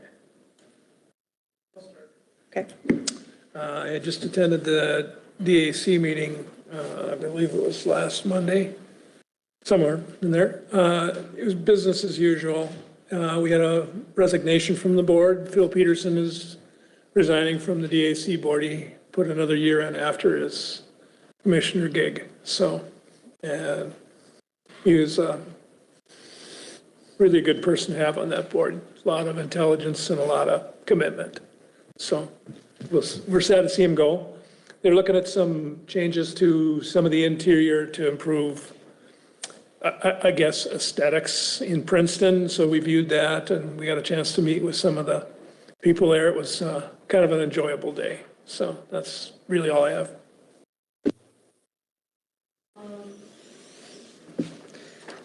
I had EMS meeting.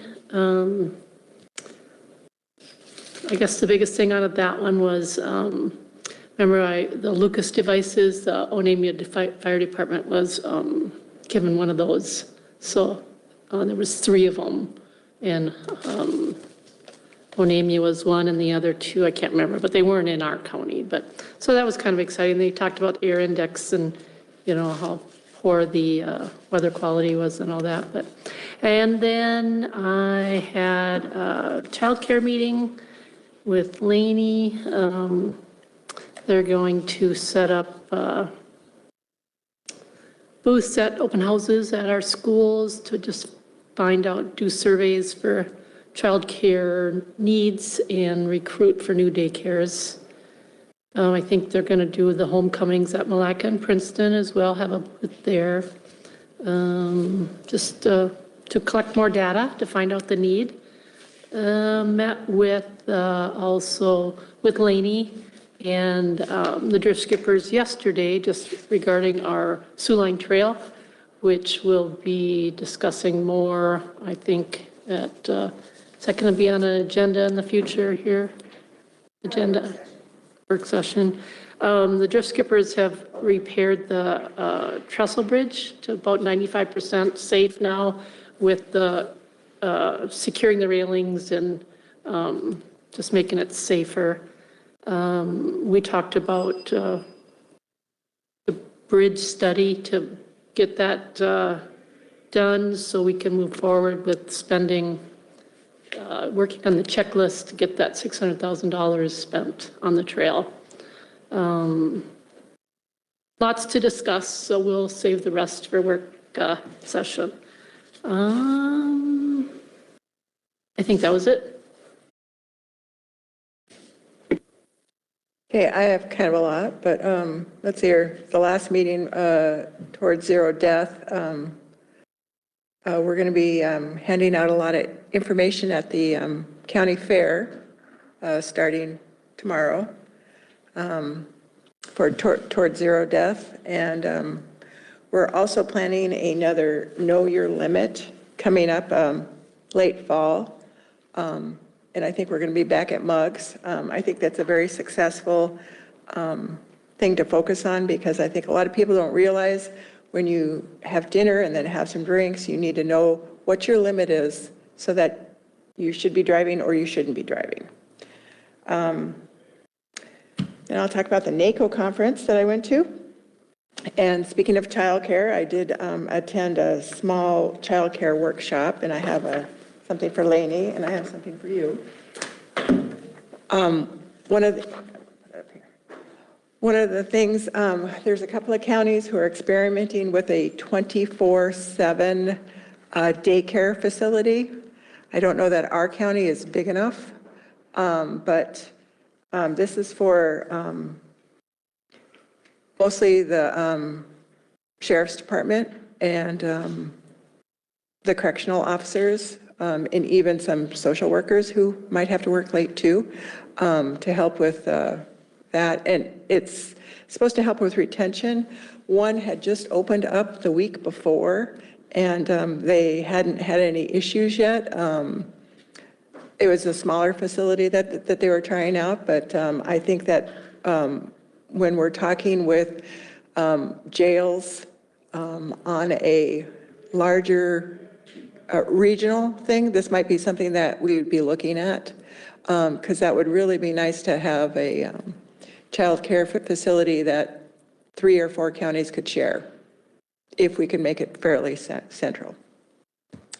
I also toured in New Orleans, the Real-Time Crime Center, which this is something that they started because they had a wasn't a school shooting, it was a, I think they had a football game and they had high school kids and there was a shootout, and somehow they got money to start this, but they started this, and with 220 cameras in the city, in New Orleans is pretty big.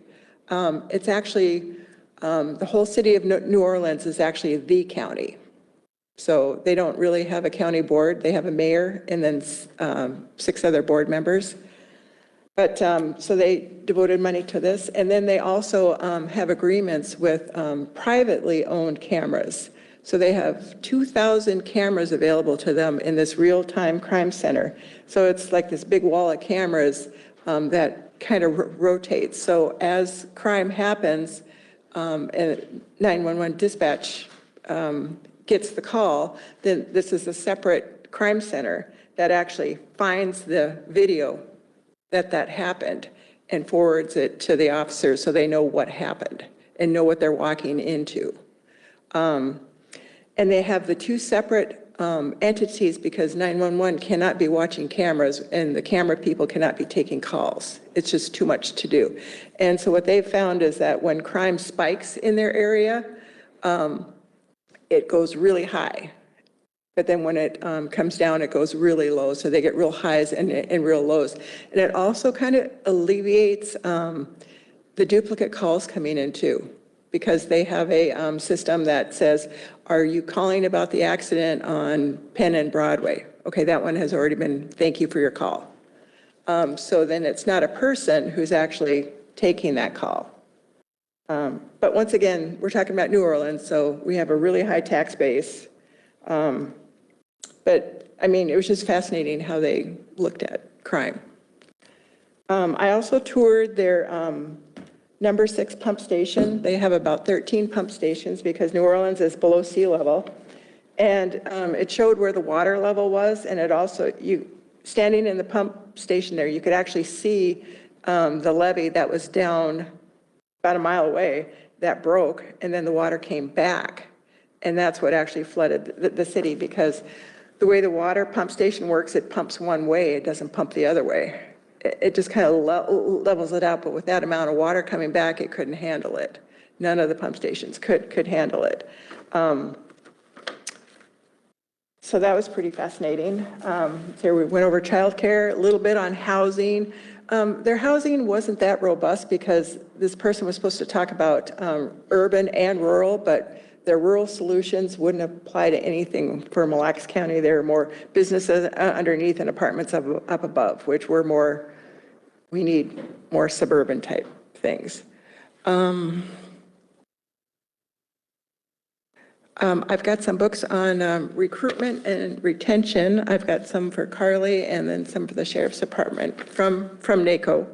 And there's some pretty good ideas in there. Data centers, there's a lot on data centers.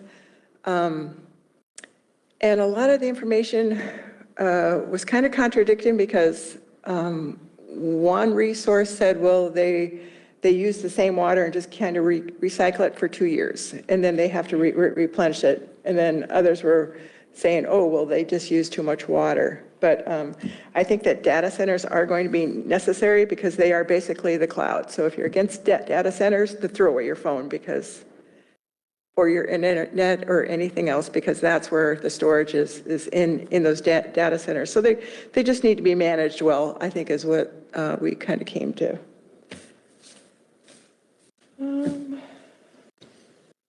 Those are pretty much the highlights. It was nice talking to county leaders from other states, and sometimes you can't do apples to apples because they're structured differently. We handle things differently in Minnesota than they do in Louisiana with Health and Human Services. I think we're only one of 9 states that do. But yeah, it was definitely worth it. And if we can budget it every 2 years to attend a NACO conference someplace, I think that would be a good thing for one person to go. Any questions? No, I did miss a connecting flight though. They had the wrong boarding gate. So it took me 4 extra hours to get home, but that's it. Roger, do you have something? Oh, yeah, I attended a veterans meeting. Dan was there also. It was a good meeting. There wasn't too many people. I think there was 6 total, if I remember right. Talked about some things that changed a little bit, and he seems to be awful busy. And with that, I'll let Dan add more if he has, so. Well, he updated us on the PAC Act which has to do with exposures to toxic chemicals from burn pits in Afghanistan, and also exposure to Agent Orange. It's been expanded for veterans, not so much for the burn pits, but for the Agent Orange exposure. Veterans who served from 1964 to 1980 in Guam and Samoa in the territorial waters are now included in that PAC Act, as they were exposed to Agent Orange in their drinking water and other activities at the time. So that act will basically bring in another 4 million veterans for possible services from the VA. That's kind of the big thing. So they're trying to get the word out about the expansion of the Agent Orange impact. And we talked a lot about homeless vets, and there really should not be a homeless vet out there, because if they accept services, they have a place for them, or they'll find a place for them. So if you're aware of a homeless vet that's living on the streets or having other issues on the streets, contact a Veteran Services Office or VMAC, and they will look into it and also encourage that veteran to seek those services. Otherwise, it was pretty good. It was nice to have another meeting, because we haven't had a meeting for almost a year, I think, or 6 months. But they're doing a lot more outreach. The Veteran Service Officers are going out of the office to senior citizen centers and those types of things. So it kind of keeps them busy. But we did appreciate that they gave us an update. And we still have two? Yes, that I know of. Okay. That's the only meeting I had to, was the Veteran Services. Okay. I'm looking for a motion to adjourn then. I just have one extra comment. I just want to thank the Sheriff's Department for your extra presence in Waukon during the construction and the crazy drivers driving through the side streets. So thanks, and keep it up. Keep showing up. What's that? Oh, it is. And I live right on it. We had our own cheering team on Saturday, slowing traffic down, giving them thumbs up for stopping and going slow.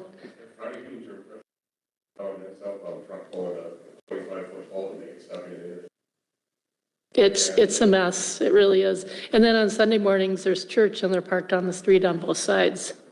So to be continued. So thanks for continuing to show up there. Appreciate it. I do have one more comment. I did receive a letter from MCIT expressing dividend reimbursements from Lacs County. We are going to receive a dividend reimbursement in November 1st, and I don't have the letter with me, but it was approximately $56,000, and that's because of accidents, reduction in accidents, reduction in injuries from our employees, those type of things, except for them. Doesn't include deer. All right. But I think Dylan and I were the only ones on their mailing list, so I got the letter. I guess nobody else did, but I'll retrieve that letter, and then you can contact MCIT about that dividend. Okay. I make a motion, we adjourn. All right, we have a motion and a second. All those in favor indicate with an aye. Aye. Okay, we are adjourned. We're going to take a couple-minute break, and then we'll get started with our workshop.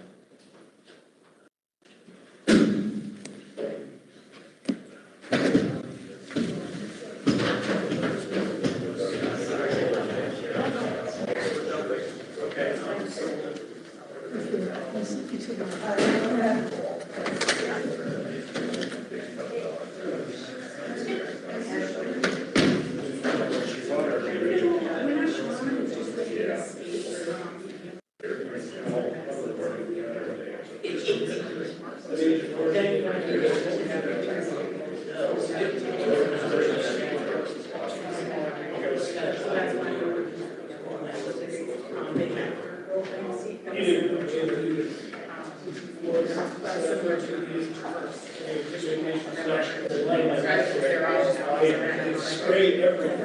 Make sure you still have 50 in this. So we did just a big French, okay, rough over. It's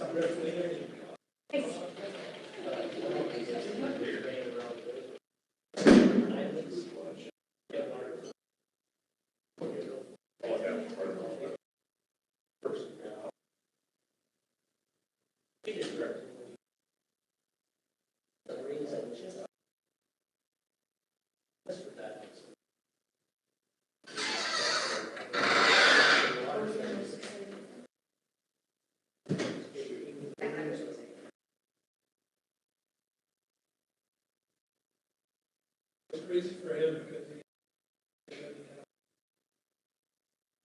he didn't get any time until he came more pro.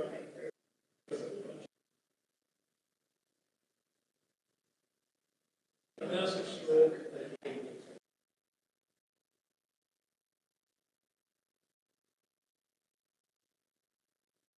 Already, I have a friend who's a legalized person.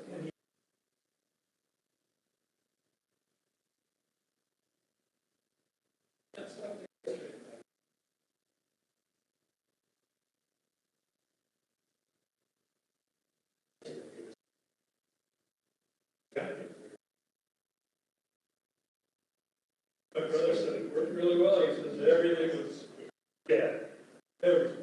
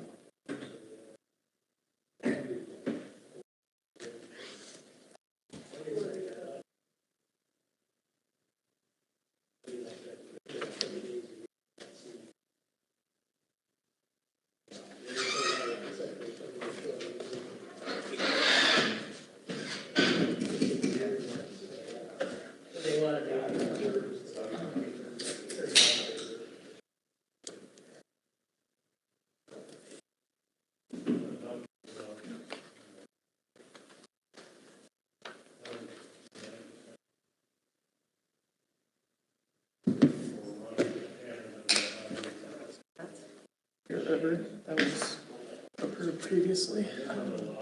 So only your signatures on this too. Okay, you know what, I think it'd be best to put it on that table there.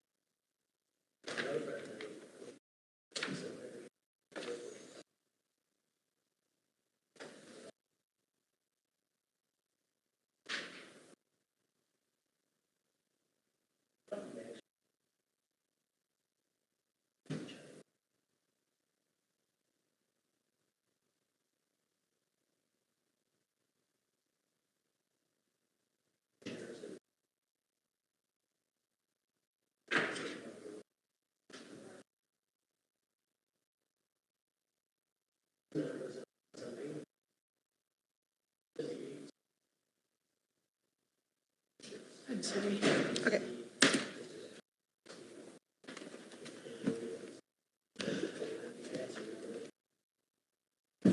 Okay, we're going to go ahead and get started. We're going to take Lainey first. All right, commissioners, we have 2 summer interns this year, and I'm happy to have them give you an update on what they've done in the summer. It's been a really great experience for both of them. So we had one in the sheriff's office, and then one working with Public Works and the Soil and Water. I'll let Carter go first. He can talk about his experience. He's just going to kind of give you a highlight, his experience, what he learned through it, what he's taken away from it, what his future looks like. So go ahead. Great. So my experience at the sheriff's office for this internship was absolutely phenomenal. I'm going to school for law enforcement starting in a week or 2 at Alexandria. So to get that knowledge and experience at the sheriff's office was awesome. I mean, my first day here, very first day on the job was a shooting up north. So it's a good way to start your first day experience-wise. But I've gained a lot of knowledge from this and made a lot of relationships. And huge shout out to Aaron and Lainey for making this all happen and taking time out of their day to help me with my schedule and just be there for me.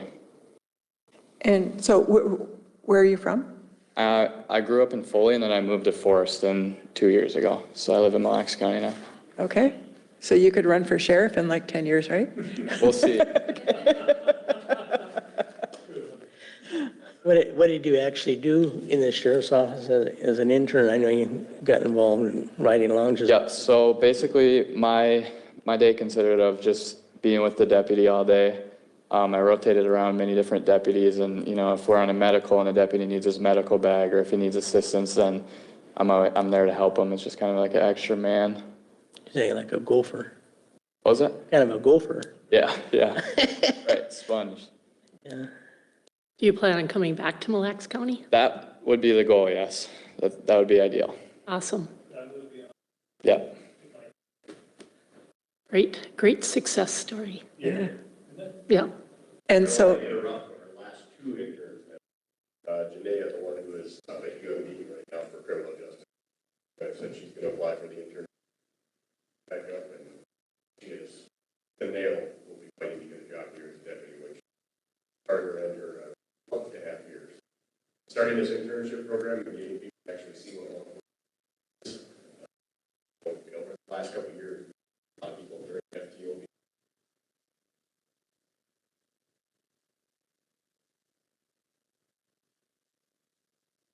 have something like this where these people they want to shooting, they're seeing to finish up the internship and continue school for it. These are the people that we want Yeah, and going off that too, again, I'll be 100% honest. When I started this internship, I was not sure where I would want to work. You know, I was kind of open to many places, but after the internship, I would be very comfortable coming back here, and this is a place I would like to work for. Great. Great. Well, thank you. Yeah. All right, next we have Lindsay. She worked with Public Works and Soil and Water Project. A little bit of GIS with her as well, so I'll let her explain her projects. Morning. So yeah, I've been working with soil and water. My primary project has been mapping noxious weeds along the right-of-ways. So I've gotten to see a lot of the county that I'm not from here. I'm from Roseville, just near St. Paul. So it's been nice to have a project that really gets me out, seeing everywhere around the county. And so that data goes into a GIS layer that will be distributed to the township weed managers. And so, yeah, one of my interests is GIS, so I've appreciated getting some experience with that.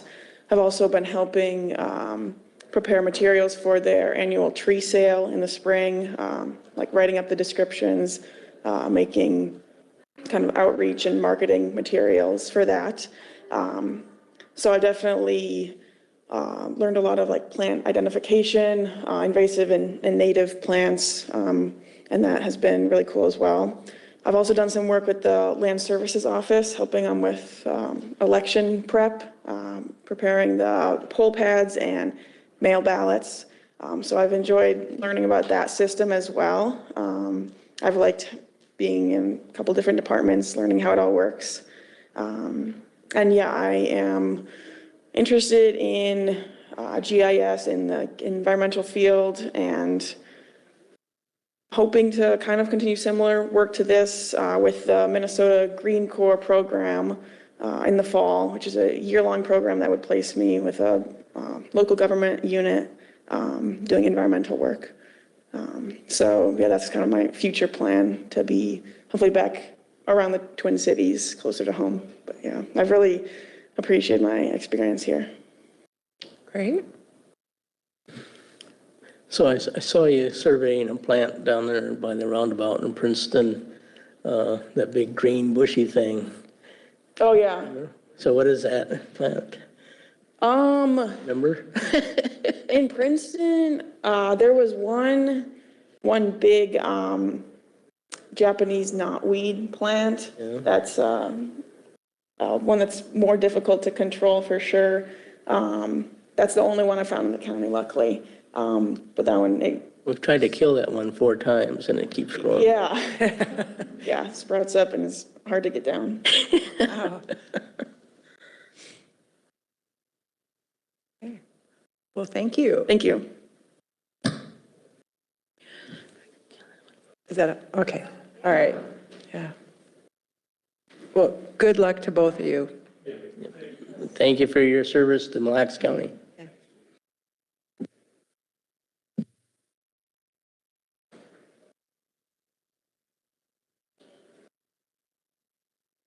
Okay, Mr. Tony Hansen.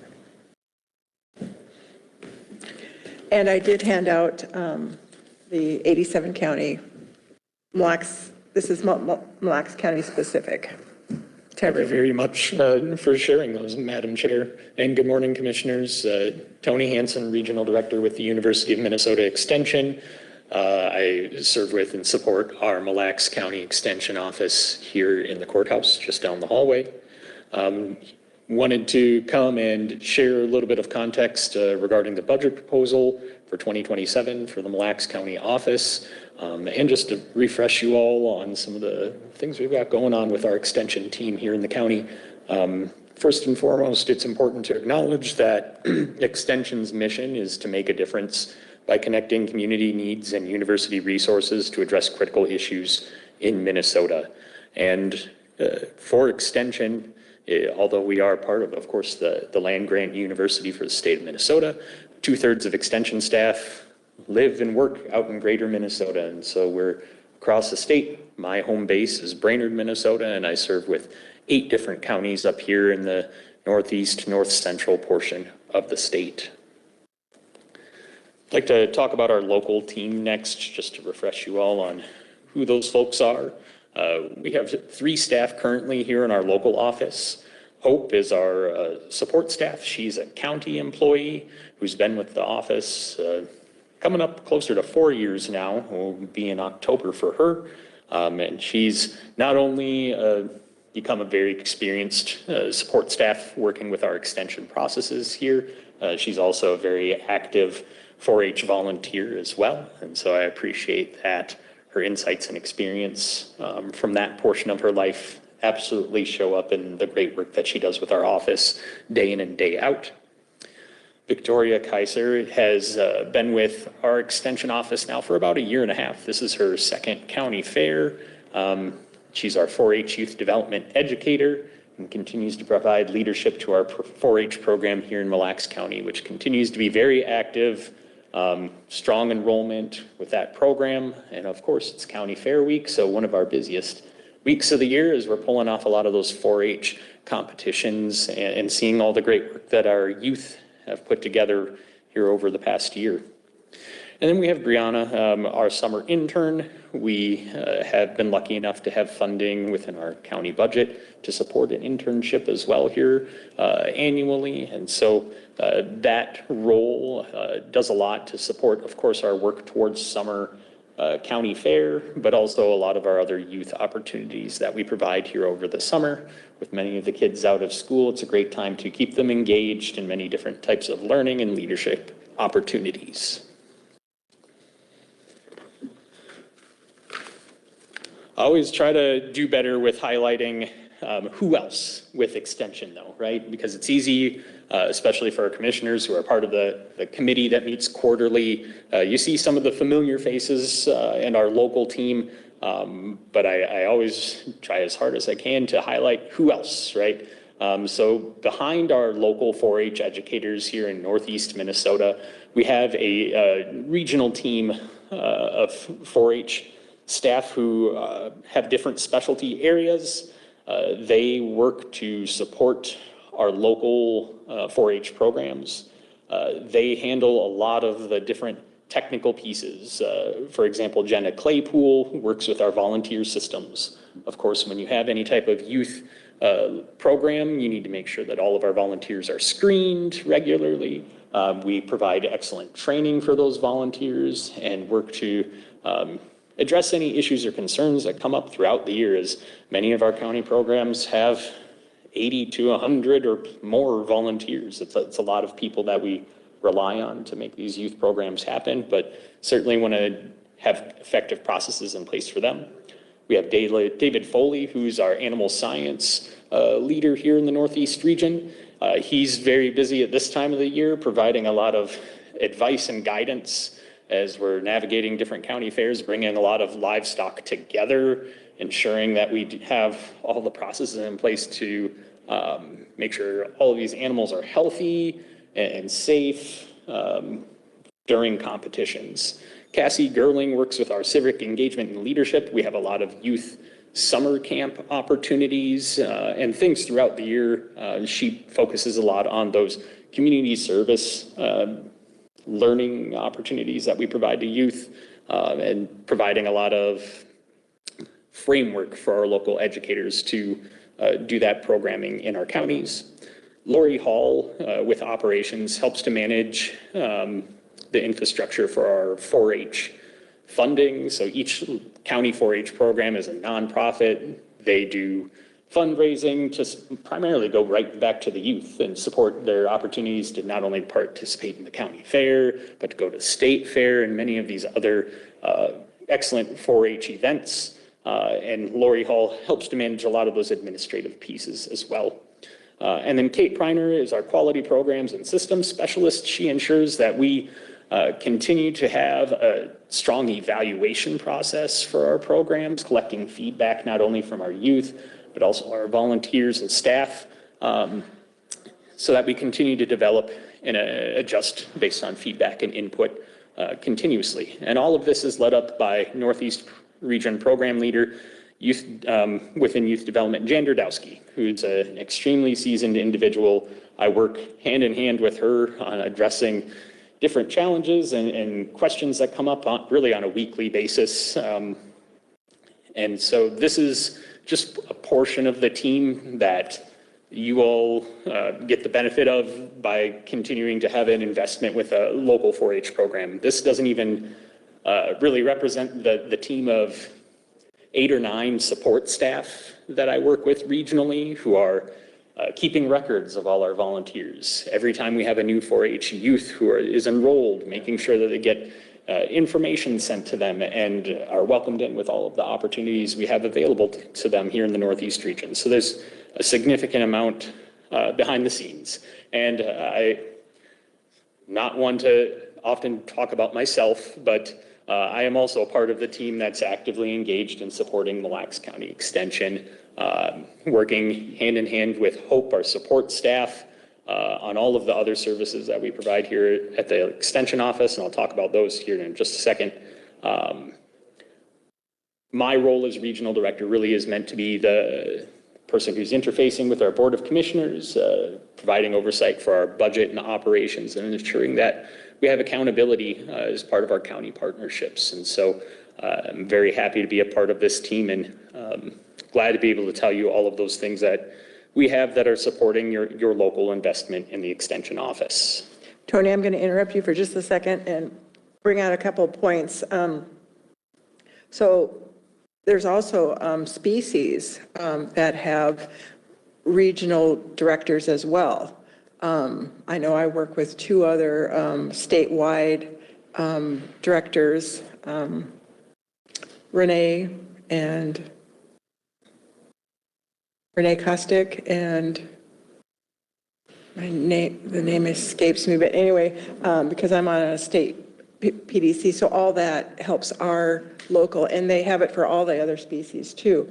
And as far as the fundraising goes with this, Lori Hall, the Horse Project does a fundraiser at Pizza Pub in Princeton, and we bus tables and we get a percentage of their overall income, and that's about $600. And then there's a snowmobile club that matches part of that, so we get about $1,000 for our program, and that does the awards for the fair and also some other learning things, because we have a hippology team and we have a horse judging team, and these people go to regionals and national trips, and that kind of helps with some money for training and learning materials for those. So there is a lot of people behind the scenes. So when he brings the budget to us and you see that dollar amount, it's not just these people behind us in this office, it's everybody gets a little portion of that money. It's also, 4-H and Extension Services also kind of an economic development indirectly. I mean, when people come to my berry farm and they look at 10,000 blueberry plants, I always tell them, well, the first 200 plants were a 4-H project that went awry. and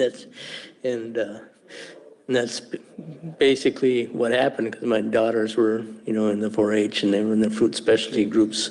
But yeah, they started to grow blueberries, and now it's the biggest blueberry farm in Minnesota. So it's, I think Extension could be happy with that.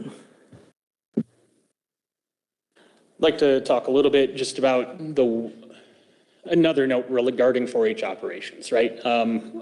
Obviously, when we're talking to the youth and asking them about their experience with the 4-H program, one of the first things they say is, oh, I have so much fun, right? And very common, but I'll say that there's a lot of intentionality and expertise that goes into all of the curriculum that's designed for our 4-H programs, the learning experiences that are provided. And that's where it comes back to that true mission from Extension, providing these university resources, the best expertise in order to design these opportunities for youth, right? It's very much grounded in science and best practices, and that's something that I think about a lot when I'm talking to youth, that they see it as fun. They don't, at a younger age, see maybe the leadership skills that they're taking on as part of participating in a 4-H club, or the crucial life skills that they're building out as they bring an animal to the county fair and participating in showcase opportunities, things like that. But I do want to talk a little bit about some other extension services that we provide. I mean, Mille Lacs County has investment in a full-time 4-H educator position here, but all of our local extension offices provide services for citizens in other areas too. So some of these key extension support areas on the next slide, one of it is ag and farm management, right? So even though we don't have a local ag educator here in Mille Lacs County, we still help any citizens who connect to our office get in touch with our statewide team of experts, depending on all types of questions they may have. Extension has many different teams who have specific specialties. We have an ag business management team that does a lot with supporting farmers who are just starting out for the first time. One of the biggest programs that's come along the past few years is our farm transition work. So helping farms change hands from one generation to another and helping to plan out that process in order to sustain the farms here in Minnesota. Not to mention support services related to tax and business, helping farmers understand all of the obligations that come along now with the paid family leave programs and the earn sick and safe time. Farming is now more than ever just as much about business management as it is about raising animals or growing crops. Horticulture and natural resources is another area that Extension has a lot of services in. Mille Lacs County actually has a Master Gardener program here where we have volunteers who participate in our Master Gardening curriculum as an intern for 1 year and then continue to serve as regular volunteers. I know we'll have a few of those active down in the horticulture building at the county fair. We do provide some support to them here through the local extension office, and I'll be honest, this is something I'm wanting to do more of, to see if only what we can do to help further broadcast and share about the work that they're doing and any educational opportunities they're providing here in the county. But I'm really trying to get one of them to serve on the extension committee as well, just so our other citizen representatives understand another benefit that's coming back to Mille Lacs County through that amount of volunteerism. And then we also have our Department of Community Development and our Department of Family Health and Wellbeing. We continue to explore these topics through our extension committee meetings. These are teams that operate on a statewide basis, and more so in the background. We don't necessarily have as many local staff with these extension teams. Our community development team continues to do a lot of work with cities and counties and other organizations to assess economic impacts of new projects, ongoing events, festivals, many of the things happening in our communities throughout the state. So we're a valuable tool as kind of an outside or a neutral assessor to provide further data to help justify how these many different types of events or, tax increases, different things would impact the communities that we serve. And our Family Health and Wellbeing program, we just talked about this at our Extension Committee meeting a couple weeks back, covers a wide array of areas, not only from nutrition, but also like home finance services and support.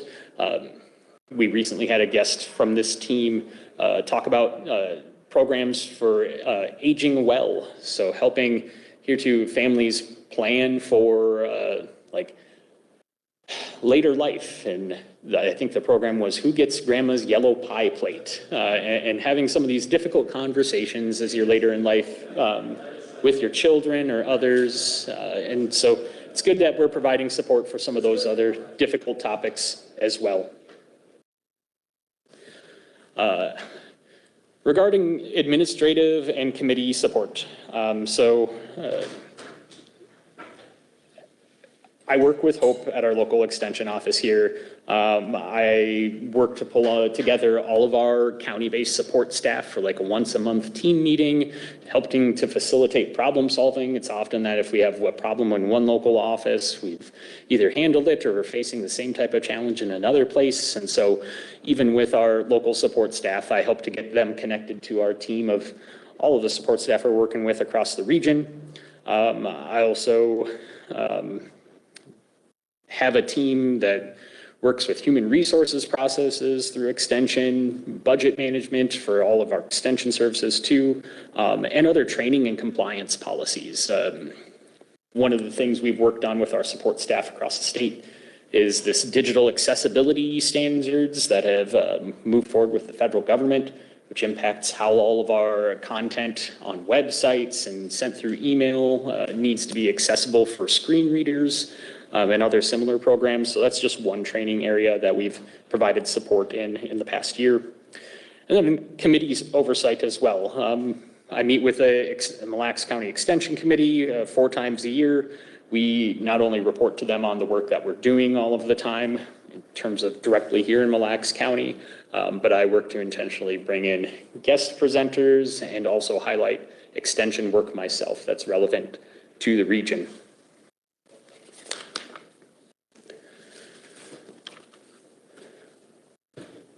It's important to understand the value behind all of this partnership, right? It's easy to have that focus just on our local staff here, but as our chair has mentioned, there's a lot of people in extension that are serving Mille Lacs County that come with the investment that you all continue to have here and our local extension staff.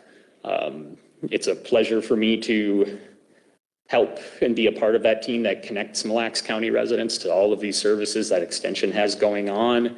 To me, that's the distinct benefit of having these local offices, which are part of the state statute that created extension services as they exist today. And so I hope that you all too see the strong return on investment for the budget that you provide and approve here for our Mille Lacs County Extension Office. And I'll pause before I talk maybe about some of the specifics of the budget to see if you have any questions.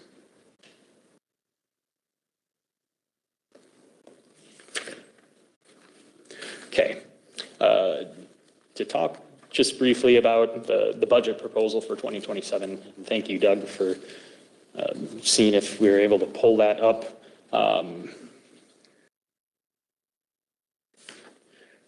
I will say that we don't have any big asks or new changes for 2027 regarding the extension office. The only proposed increases are for our support staff position, which is a part-time position, 29 hours a week here at the extension office, and for then our full-time 4-H extension educator, and a small hourly pay increase anticipated for our summer internship as well. Outside of those things, the extension office has a pretty simple budget in terms of some office supplies, expenses for phone and postage, and then per diem and mileage reimbursements for our extension committee members. One of the things that you all will see me again for starting in spring of 2027 is to talk with you a little bit more about our memorandum of agreement between Extension and Mille Lacs County. It is our 3-year agreement that we renew, which kind of reaffirms here's what the cost will be for a full-time 4-H educator for 2028 through 2030. The package price for that position is something that is determined in consultation with the Association of Minnesota Counties. They have a specific extension subcommittee that'll be convening later this fall to meet with extension leadership and my supervisor, Kaya Harries, who's the statewide director for operations, to review what that looks like. And that committee votes and approves, and then that information will be released early next spring. And I'll be working to make sure I'm not in an action item type of format, but really in an informational way coming before every board to share that information. I know there's many different things we're working on in terms of budget, and so my goal is to get out to you all very early next year so you can see what that piece will look like for the future, so we can make sure that there's a home for that in the budget for 2028 and beyond. We do have the budget up there on the screen. The year-to-year increase from 26 to 27, just with the personnel increases, is $6,000 and change, which would be just under 3.5%.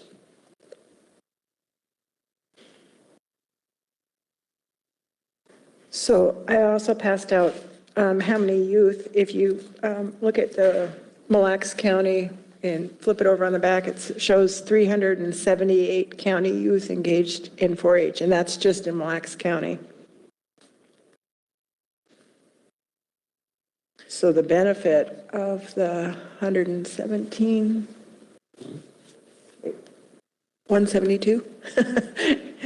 benefits these 378 and more. These cards are part of a project that our communications team launched last winter called Minnesota 87. So highlighting some different stories from all of our 87 counties. They took on this challenge, as every county, of course, has many different stories to tell.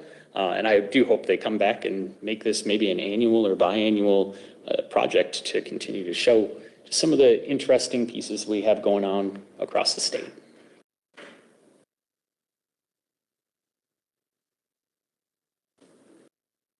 Any questions for Tony?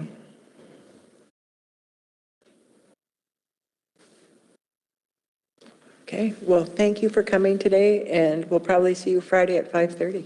Sounds good. I'll see you there. Thank you.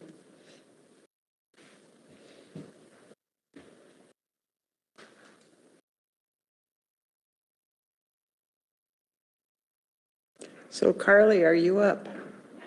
Okay.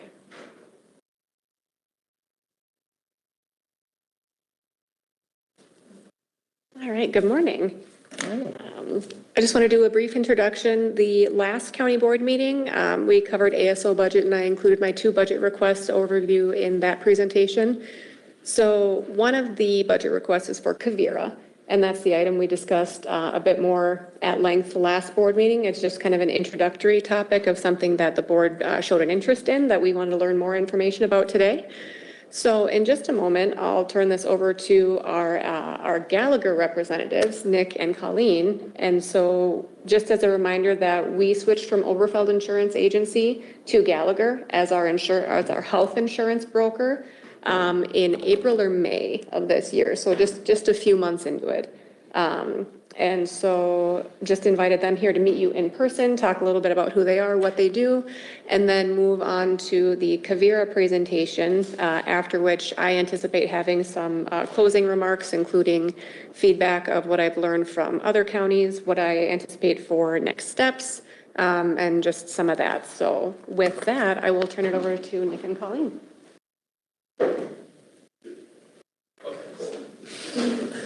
Thanks, Carly. Thank you.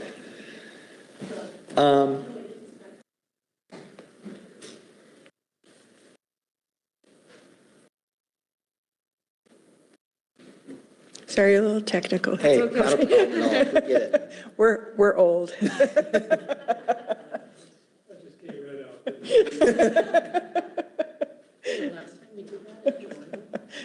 Not gonna lie.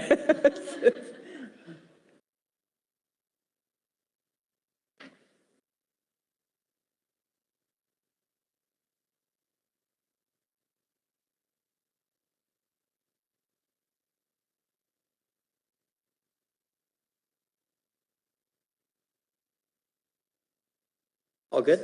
Okay, perfect. Well, good to meet all of you. We're happy to be here on behalf of Gallagher. So I'll introduce myself. My name is Nick Sabatino. I'm a consultant with Gallagher. You want to introduce yourself? Yeah, and I'm Colleen Schumann, also a consultant with Gallagher and exclusively work with public sector entities, so cities and counties. Charlie, you want to introduce yourself too? Yeah, and my name's Charlie, sir. I'm on the Quivira part of it, so I'll be speaking with you guys here in a couple minutes. And we can go to the next slide too. Talk a little about our team and me and Colleen's role. So me and Colleen really focus on big picture, helping negotiate renewals on perhaps of the county, and then really focusing on everything that the county is going to need going forward from a consulting perspective. Like I said, we handle big picture. We have Adam on our team. He handles more of the day-to-day operations. So any questions that come from people who work for the county or any day-to-day issues that need to be addressed goes through Adam. And then Jade is our client associate that helps assist Adam answer all those questions as well. And the other thing that we wanted to touch on too is it's not just a two-person operation between me and Colleen. As you can see, we have 5 different people that all focus on something completely different. So whatever issues or anything that pops up from a county perspective that needs to be addressed that's not directly related to health insurance, we have those resources on our team to be able to answer any questions that kind of come up. So we have Heather Eastman, who's our HR consultant. She handles all sort of HR questions that are going to pop up from Carly or Crystal. We have Kathy, who helps on compliance. Jean, who helps on the well-being consulting. John, who handles everything financial related. And then Thomas, which actually is really cool for the county, is our Medicare specialist. So anyone who has retired or on Medicare, Thomas is our point person to answer any questions on that, on behalf of the county too. So.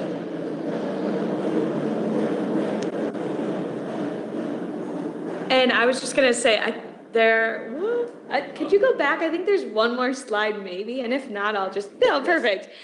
So like Nick said, we have a whole team behind us, but really the message here is we're here to support you in the holistic manner. It's not just to deliver the renewal and what are the rates, it's how do we strategize beyond just this year and look forward into year 2, year 3, down the line. What are the county's goals? How do we make them get to those goals? And what can we do to put together to make a total package? So on here, you'll see just some of the things that we do for the county. So beyond just the rates, hey, let's make sure we're in compliance. Let's make sure that we pull in an expert on well-being. And then let's pull in subject matter experts where needed. So we're really excited to have Charlie here with us today, again, as another component of that overall benefits package that sits alongside the medical insurance. So he's going to talk about the program itself, but really think of it as an extension of the program, and it works in tandem to create that whole package and get us to our goals over a strategic period, 3 to 5 years. So with that, I'll turn it over to Charlie, and he'll tell you more about Quivira and the program and how it works. Thank you.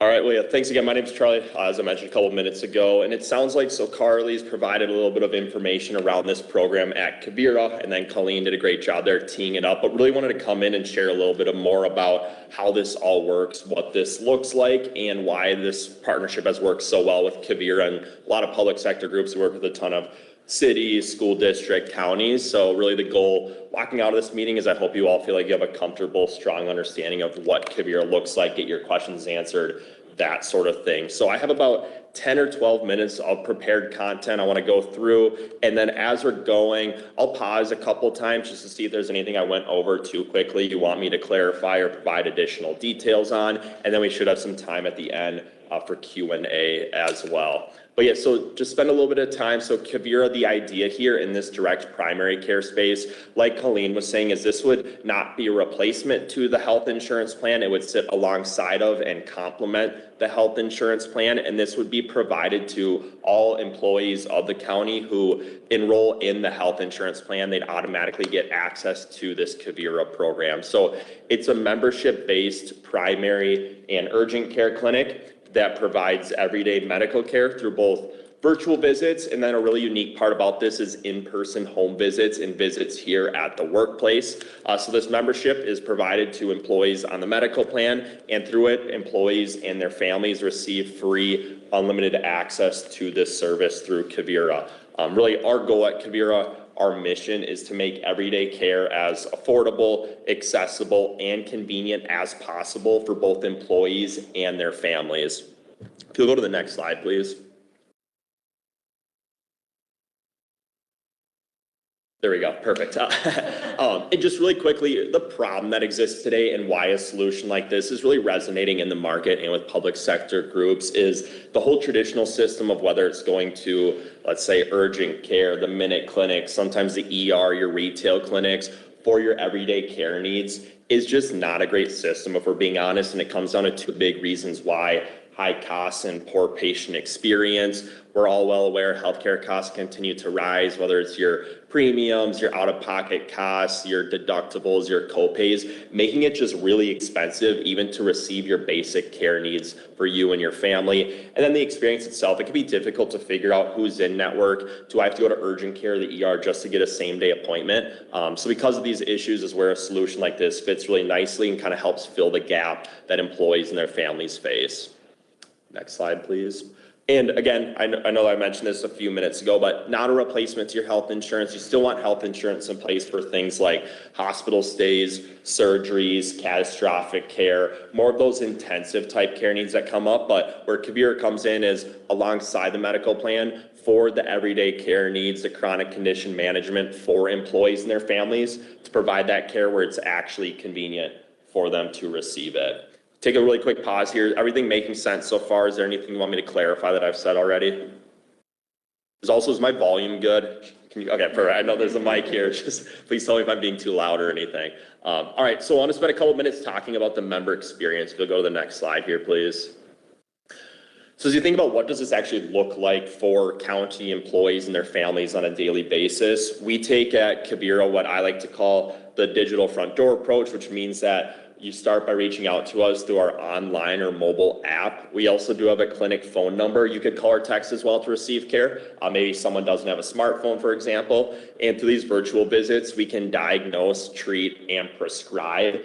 And because of how easy it is to be treated virtually through this service, whether it's through messaging, video chat, or phone call, we always tell members that with a service like Kibera, it's like you have a provider on speed dial in your pocket at all times. And then the really unique part about the service at Kibera, so when in-person care is determined to be the best course of treatment, we'll actually send one of our providers, one of our clinicians to come care for you or a family member at your house, or we can come meet you here at the workplace, at your house or at the workplace, can do most things you would get in a traditional primary or urgent care clinic. Think of those things you really do need in-person care for at the end of the day. Some examples being like a rapid strep test, a rapid flu test, a COVID test, an ear infection scope for a child, blood draws, other types of labs, physicals, and even x-rays. And finally, we are a membership-based system, so there's a number of great perks about being a member with Kibera. Some of those include access to 30 of the most common labs, completely free to you and your families, thousands of other heavily discounted labs, over 300 free and discounted prescriptions, a lot of great just perks that come with being a member to the Kibera service. So I know I'm covering a lot of ground pretty quickly here, but the way I like to summarize how it works is when an employee or a family member have an everyday care need come up, they reach out to Kibera and we'll either treat them virtually or we send someone to care for them in person. How can you afford to do that? I mean, I am picturing something, like if I wasn't feeling good and I needed a blood draw or something here, and you're going to send somebody out, and now that blood sample has to go to a lab someplace. So, I mean, math in my head is going to say, wow, that's going to be 4 times as much as then if I just go to an urgent clinic to do that. Or they could do it all at once. Yeah, great question. So, I mean, this is all the care, the visits are covered through a membership fee. I think Carly's introduced at least some of the budgeting piece of it. And then it's not a voluntary offering. So it's not like employees here would voluntarily say, hey, yes, I want to be a member or not be a member. It's going to be provided automatically to everybody who's enrolled in the group medical plan. And then there's a lot of like data and stuff that goes around how many providers we have per patient, but we're doing those things like lab draws while having a business that's in a good spot financially over time. So I don't know if that's like directly answering your question, but it's all covered kind of through the membership fee. There's a mix of virtual visits, in-person visits. Some things are more expensive on our side than others, but it's been a really sustainable, growing type of model. Sorry, not that I think something that we talked about at one of our last PBC meetings also is like, when we're thinking about the fees associated with Kibera, an on-site visit would be like they can come on-site to the county. Right. And so then it's like a 3-county building location with whatever other expenses rather than hospital oversight, administration, electricity, MD charges, I mean, all the standard hospital, traditional healthcare expenses. I mean, pour them out, right? Yeah, exactly. I think that's a better track to go on. So we, at Kavira, I mean, we don't have any bricks and mortar clinics. We're a virtual clinic. So all of our providers and clinicians are local, work around the broader Minnesota area. They work from home and they're either treating you virtually or you're in person. So like to what Carly's saying, there's no overhead expenses, other types of fees. It's just strictly these providers and clinicians are spending 100% of the time providing care for members working from home.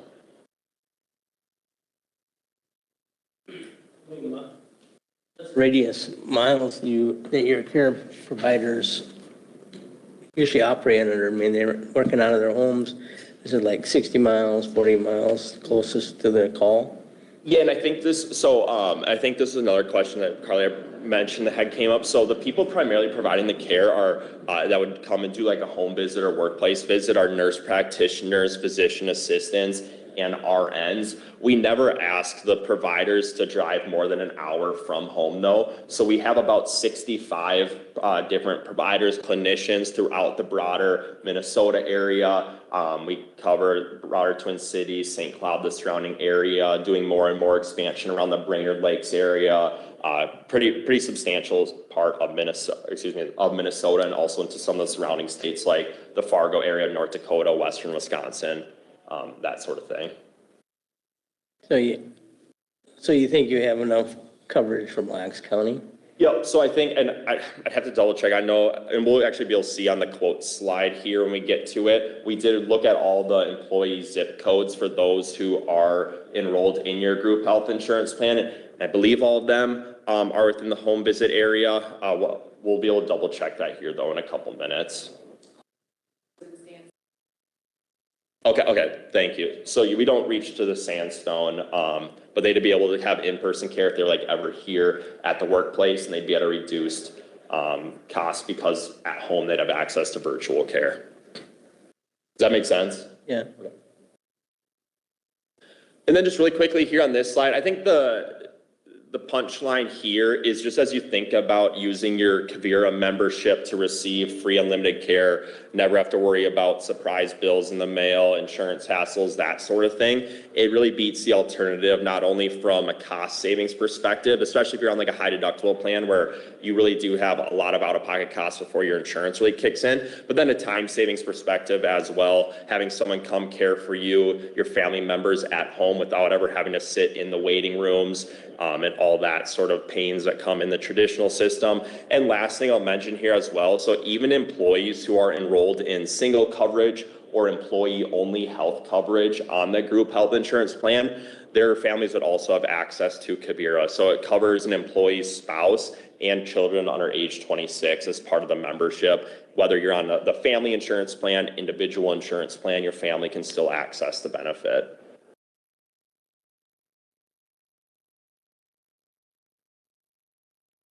All right, I think we're doing pretty good on timing. Just a couple more slides here. So what you're looking at here is the list of the most common services we treat our members for on a day-to-day basis. I'll just highlight a few parts of this.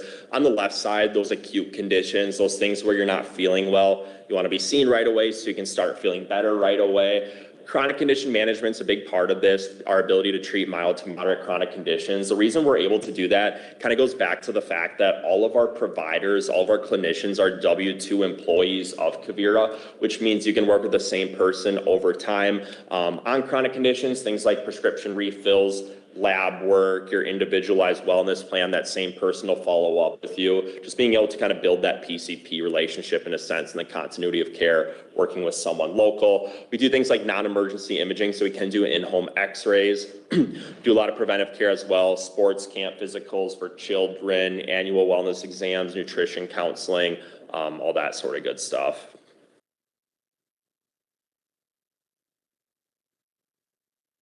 And some of the top reasons, groups, whether they're public sector, private sector type groups, look at adding a service like Kavira. Part of it's redirecting claims away from the medical plan. So again, Kavira sits completely separate from your health insurance plan. And every time somebody uses Kavira, it's a time they're not going to urgent care, for example. So as you think about managing overall healthcare costs, as you think about kind of year over year, what that looks like, and keeping those claims those costs off of your medical plan. It's really thought of as a cost containment strategy in that sense.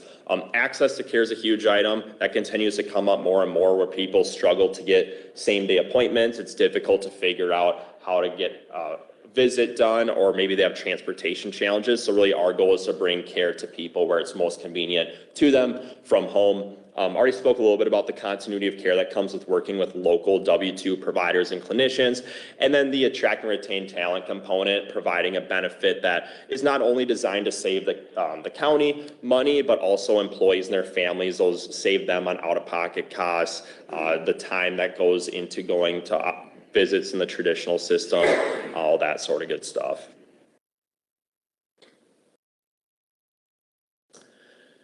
And just really quickly here, part of what this looks like for groups that do add a service like Kibera is we do a lot to promote and market the service to members, because usually when Kibera is implemented, employees haven't had a benefit quite like this before. So that's where we work closely with our partners like at Gallagher, with the HR team, to figure out what's the best way for your population to promote the service. Is it setting up or is attending the open enrollment meeting? Is it doing a dedicated employee education session? Is it setting up a webinar series so people can get aware of and know how they can access and get value out of this benefit? We do a lot of like direct marketing as well, things like monthly marketing emails highlighting different parts of our service.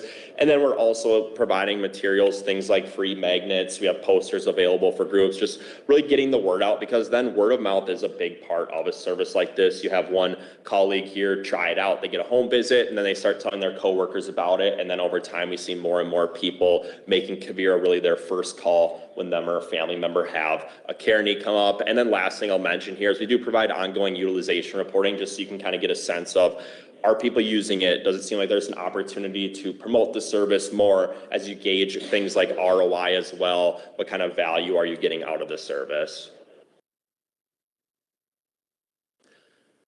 And that brings us to the the pricing slide here. So just to kind of clarify what you're looking at. So at this point in time, the Gallagher team had shared a list of 232 employee zip codes. And we are actually, at that point, 209 of the 232 people, kind of going back to the question over here, were within the home visit service area. But with recent expansion, upcoming expansion plans, all but the one, like Carly noted, the one is in Sandstone, excuse me. The person in Sandstone would be at telehealth only at the reduced rate, or they could receive.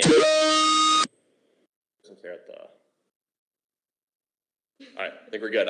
So 231 of the 232 people will be within the home visit service area come January 1st, actually sooner than that, but for January 1st, and just the one in Sandstone would be at telehealth at that reduced rate.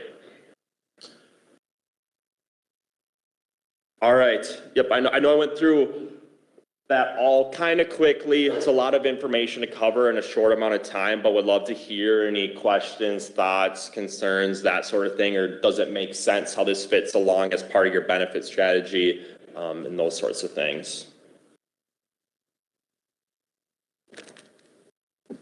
Are you going to call and text us 5 times a month? No. Yeah. Yes. Through resource. Yes. For MHC, sorry. We will not call or text you 5 times a month. But yeah, the way we set up marketing, and there's also, it's up to the groups, like they can basically check the box, no, we don't want the welcome. So we send typically just a welcome text, no ongoing text, but a welcome text for the service, a brochure in the mail whenever a new employee starts, and then monthly marketing emails highlighting different parts of the service. We, of course, we want people aware of and using the service as much as possible, but also understand you don't want to always get marketing directly to employees. So we leave it up to the group in terms of what ones they're comfortable with us doing.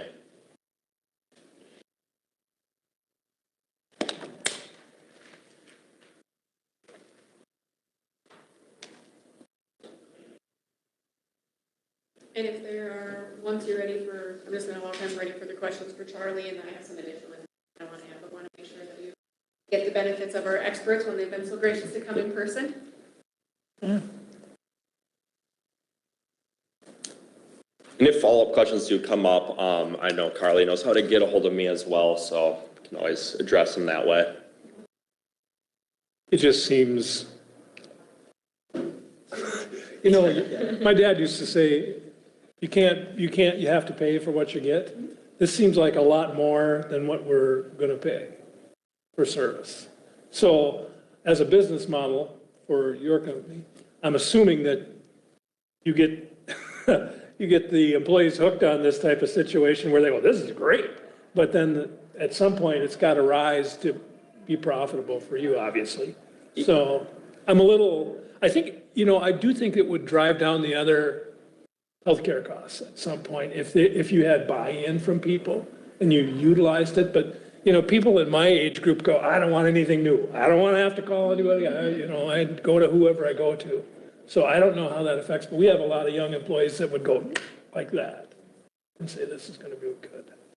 Yeah, I have a couple thoughts on that. So, I mean, just kind of that last point, there are going to be some people who maybe Dr. John down the road's the only person they trust with their health care. They're probably not open to this type of like innovative way of receiving care. But we do see a lot of groups it does, and more people try it over time too, as they hear other coworkers are doing that.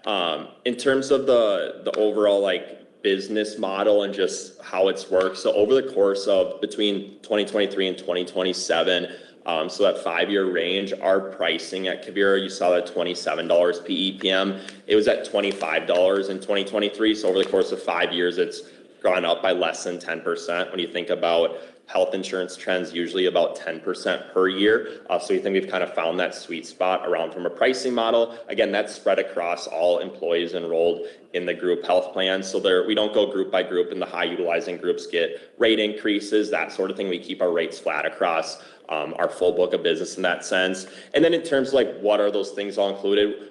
We're covering a lot of your everyday care needs, your chronic condition management. We aren't going after the more catastrophic, the surgeries, those really high cost things that might come in, but those things that do come up every day are really within our scope. And then just like, I always like to say too, where it might be good to hear from Gallagher's feedback or otherwise. I think Carly spoke with some other counties. I'm going to sound biased if I sound like this is the greatest thing in the world. So that's where it's good to hear feedback from groups that actually have had it in place. And that's why we like to always share references or ask our consultant partners to comment on what their experience has been, because I'm always going to look like the biased one when I say it's all great. Yeah.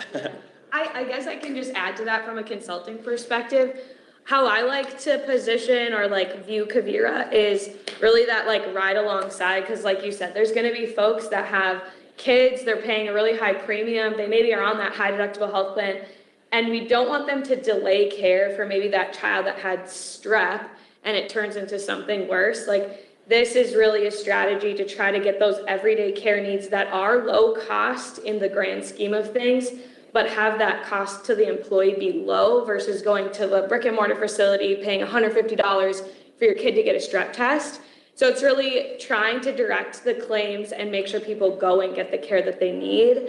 And then to your point, like, how does this work long-term? Really, that's where like the long-term strategy and what we've been working with Carly on is like, where does this fit into the county strategy? Not just this year, but like 3 to 5 years, because like you said, we don't want to introduce something this year and then, oh, it goes up 20% next year, and like that was a bad idea. And we've seen that Quivira has proven through their pricing model that like they have remained steady. The best way for the county to see ROI is to get people involved in the program and have them utilizing it so that the county does see the ROI, the benefit, taking the claims off of the medical plan, yet still knowing there's going to be cancer, there's going to be preemie babies, those things that are still on the medical plan. And really that's what's driving your medical plan cost, is those high cost claimants. So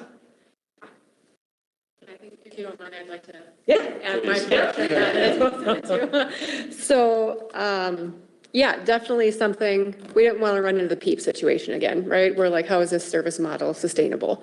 And so I did check with, I posted on our HR board online, and then spoke with other HRs at my conference last week as well, and got feedback from, they have staff testimonials. LeSueur County and Goodhue County were the primary folks who had already been trying it. Other counties hadn't heard of it yet. a fair amount of other counties hadn't, but it's more popular amongst school districts and becoming more so with cities. So as the county, we really get a chance to be kind of on the forefront of something like really revolutionary for healthcare. And this is, we're all in agreement, like this is the direction that healthcare is going. It's just not the standard healthcare model anymore because it is so highly inefficient. And the family component is the biggest place where, I mean, for single, it's great. But I mean, in 2015, when I started, family insurance had been the long-term discussion even at that point. So even if we can offer these benefits to family members with dependents, that maybe that's the driver that people switch from family insurance, which costs the county $1,600 per month per employee for family coverage and costs the employee almost $1,000 per month per family. And they decide to switch towards single because now they can afford a higher high deductible plan through their spouse or somewhere else. Or even on our plans, we do have people who need the higher coverage family plans. Perhaps this is enough to supplement that they can switch even to our high deductible plan. You know, I think kind of like we talked about last time with the health insurance plan designs, you know, it's possible that a switch to Quivira could potentially link to future health plan changes. And that's what LeSueur did. They introduced a $6,750 deductible and $13,000 out-of-pocket max. When using Quivira, they saw 37% of their staff switch to that plan. And their HSA funds per year contributions from the county are 50% of the deductible. So even driving folks towards the HSA compatible plan and making it more affordable for them with this type of option is a very short and long-term plan that would see potential savings there.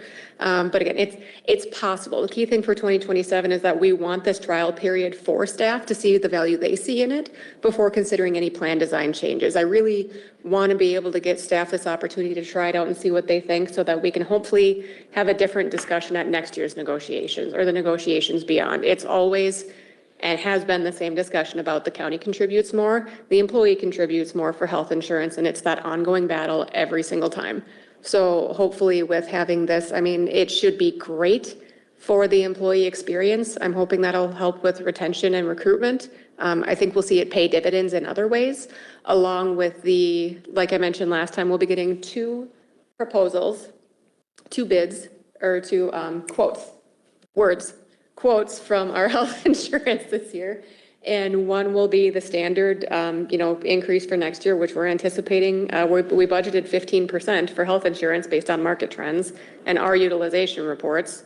And the second quote that will come will include a 1.5% premium discount if we're eligible. And that would be over $40,000, which would be about half the cost that I have this budgeted for increase.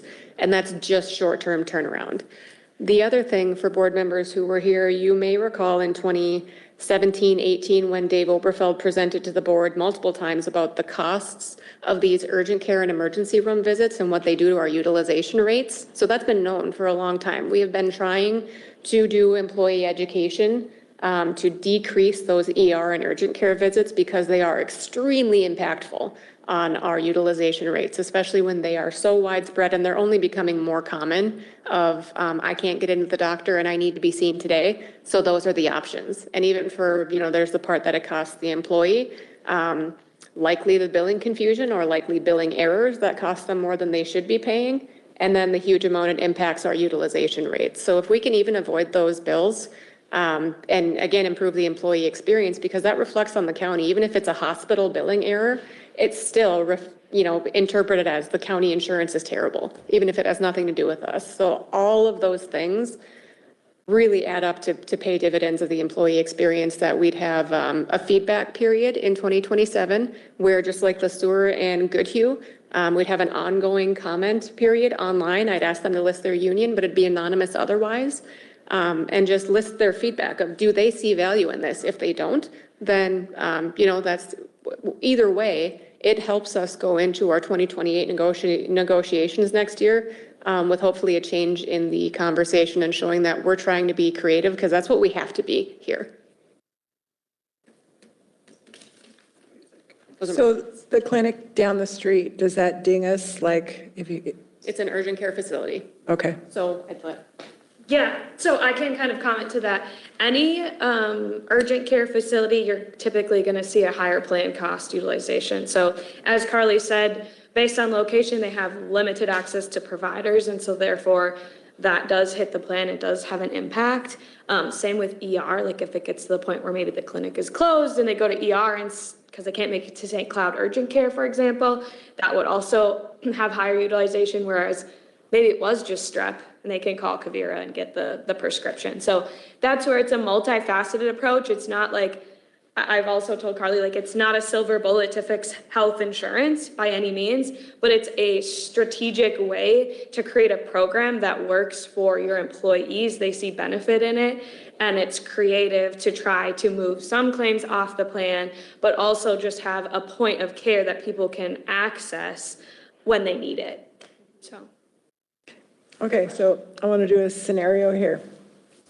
All right, so my daughter has strep, and it's 14 miles to this clinic right over here. So that's about 15, 20 minutes. How soon would she get seen if it's strep by your company? Our average response time for home visits is usually within about 4 hours. So if it's something though, like your daughter is in a really bad situation, she needs to be seen 15, 20 minutes, it's probably a true emergency and they should still go into the clinic. But most cases, a lot of those things like the strep test, people are generally able to that 4-ish hours for the turnaround time. And then we're doing home visits weekdays from 8 a.m. to 7 p.m. So if you reach out by about 3 p.m. and need a home visit, there's an over 90% chance you'll be able to get that same day. So yeah, hopefully that answers your question. Yeah, it does. Because, I mean, we aren't going to change anybody if that's the scenario. You know, they're going to say, well, this is only 20 minutes away. I'm going to get this done. We're going to figure this out. Yeah, and to that point, I think you make a point, and I think that also then drives into the conversation of plan design. So for example, like if they're on one of the copay plans, where it's a $30 copay or a $50 copay to go to the clinic, you're right. That person on that plan is like, yep, I'm going to pay the $50, get it done, we're done. However, if that person's on maybe the high deductible health plan and they know that if I go in for a strep test, it's going to cost me $100 or $150, they might say, well, if I go to Kavira, it's no cost to me. And so that's where the driving behavior and creating a step so that people maybe aren't as nervous to get to that high deductible health plan with the child, right? Because that's what we see typically is the folks that to get their paradigm shift from a copay structure to the high deductible health plan is a big gap. And so that's where inserting a solution like this can help us move that needle. And in financial, like in the bigger financial scheme, that also helps the employee because they're going to be paying less premiums if they're on the high deductible health plan. They can get that interim care at no cost through Kavira. So it's kind of a win-win-win situation. So that's where the longer term strategy comes into play. Because you're right, like the buy-in to this program is going to be key. And so we need to have people using it. And then that's how we position too, like financially, we want to make you as an employee whole, and we want to make your financial position better. And this is that stepping stone to get you there.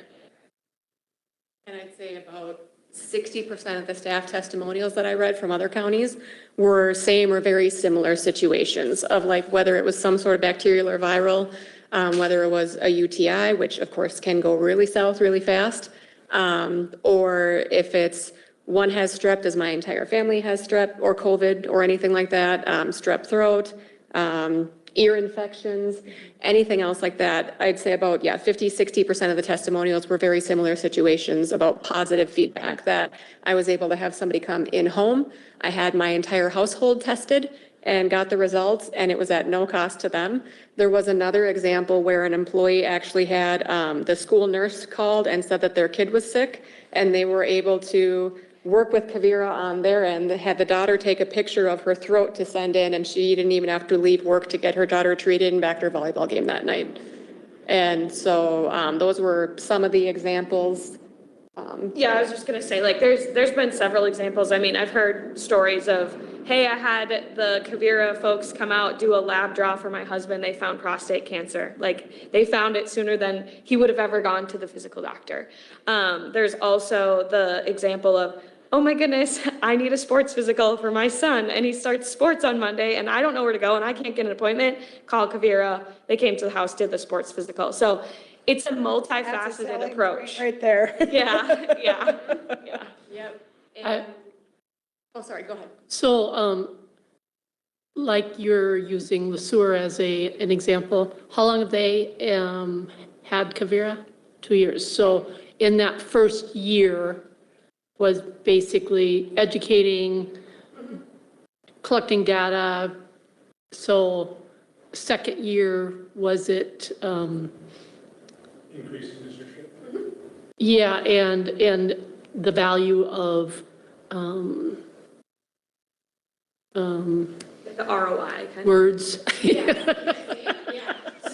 I was just gonna say. The value of the premiums versus what Kavira is costing. It kind of shifts. Second year where they saw 37% of employees switch to that higher plan that they introduced after 1 year. Yeah, so usually what we see is the initial, you may potentially be eligible for an initial discount to make that jump. Going forward, the carriers don't offer like a reoccurring discount, but where the savings come in is we get the reports from Kavira to show, okay, you've had this many utilizations. If that was on the plan, this is how much extra claims would be on your plan. Not that your carrier, your insurance carrier will say, great, you had $50,000 of less claims, we're gonna give you 1% less, but you'll see that off the plan, plus you'll have the movement in potentially a lower cost plan option. So it comes in a couple different buckets, the ROI, as you go through like year 1, year 2, year 3, and that initial discount, if we're eligible, helps you make that jump. And then it's from there, it's residual in a couple of different ways, if that makes sense. How do you see your team, your group, educating all the employees on this? Relying heavily on Gallagher and staff testimonials. That seemed to be the biggest thing that worked for other counties, because that is, like I mentioned, that's the key to seeing turnaround and the return on investment. Like another long-term return on investment is just knowing that wellness checks are included by Kavira. Again, anybody who needs their annual physical or their wellness checks throughout the year, far less likely to go into the doctor and have the hassle and wait forever. But if you can get it in home and you're like, hey, you know what, I have been feeling a little off lately. Maybe it's time to get the old ticker checked out or whatever else, you know. Getting the annual wellness check, I think, can really help, because that's another thing for high utilization rate claims, is it's things that could have been detected earlier but weren't. So I'm hoping with Kavira that we can give employees the sense of security of doing those wellness checks more frequently, and again, avoiding higher long-term costs. I also, you'll notice this proposal dollar amount was $70,000, I think 476. I had in the budget a little over or 80,000 for this, and the reason for that is I'm proposing to include the behavioral health component at $4 per employee per month, which equals about a little over 10 grand. And that was back on one of the slides that talks about behavioral health counseling, talks about abuse, addiction, anxiety, depression, domestic violence, trauma, relationship counseling, stress, workplace challenges. Our EAP utilization rates are consistently low. We have pushed EAP so hard over the years, and we don't see a lot of staff use it. But why do you think it's going to change?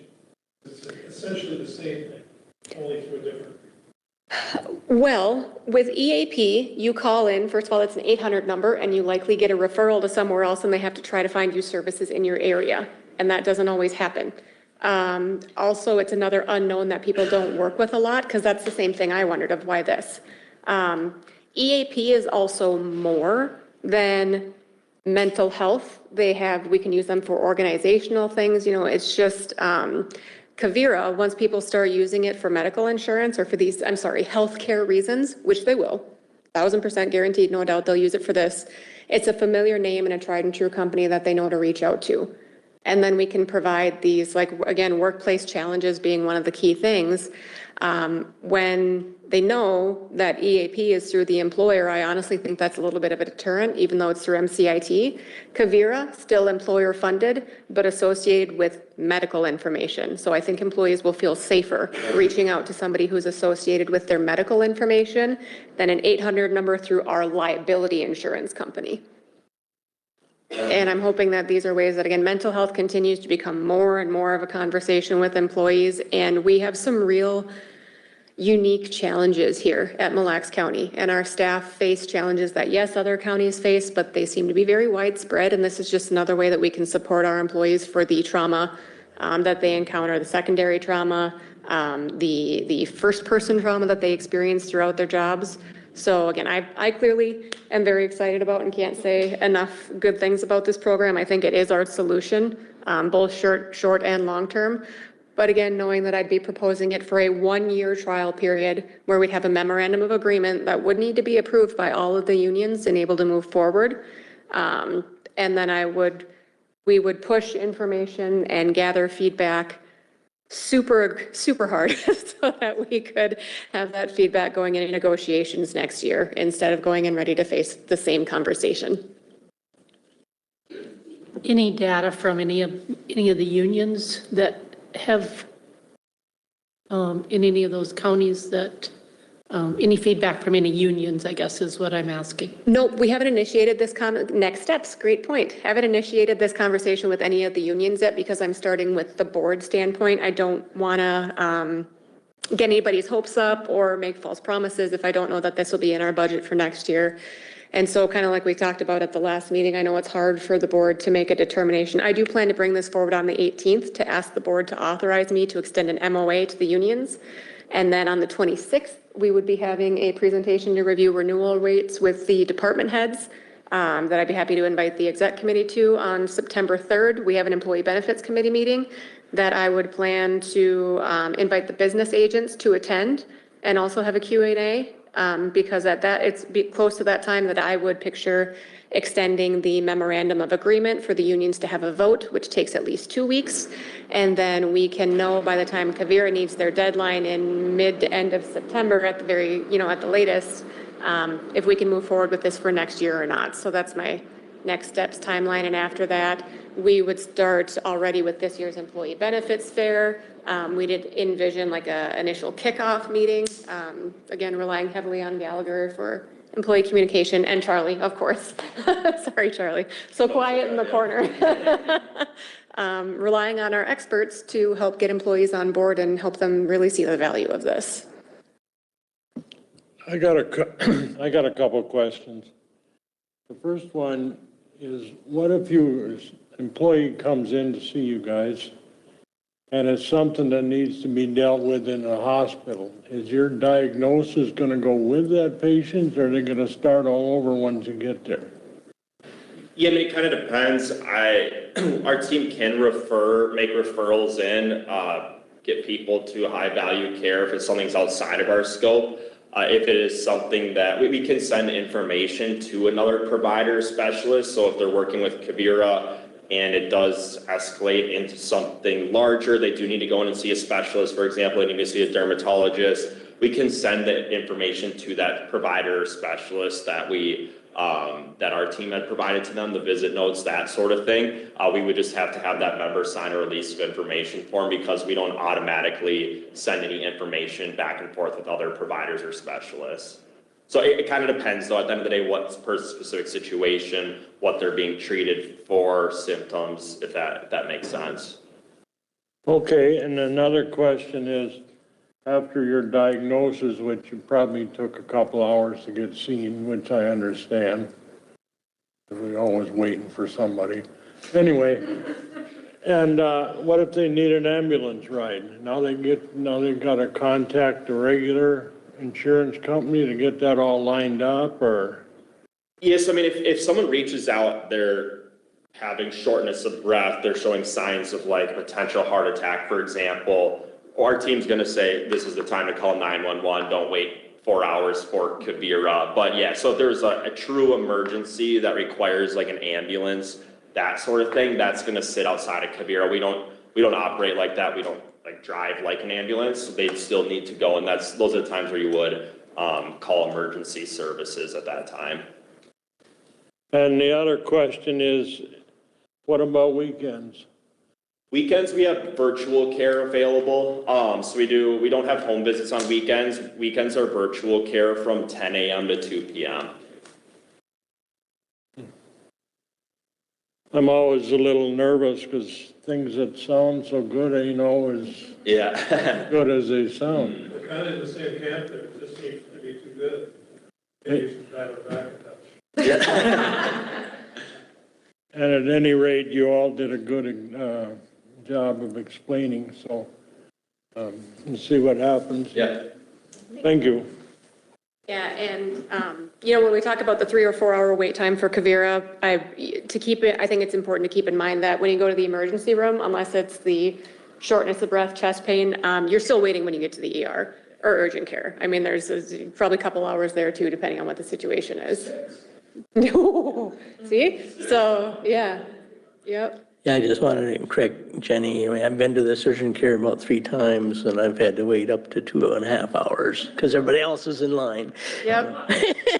Actually, that was one of the things in the feedback several staff mentioned of while I'm waiting, it's a lot more comfortable to do that from my couch watching TV with my soup than in an ER with a bunch of other people coughing and hacking that if I'm not sick, I'm going to be when I leave. So that was some of the feedback too.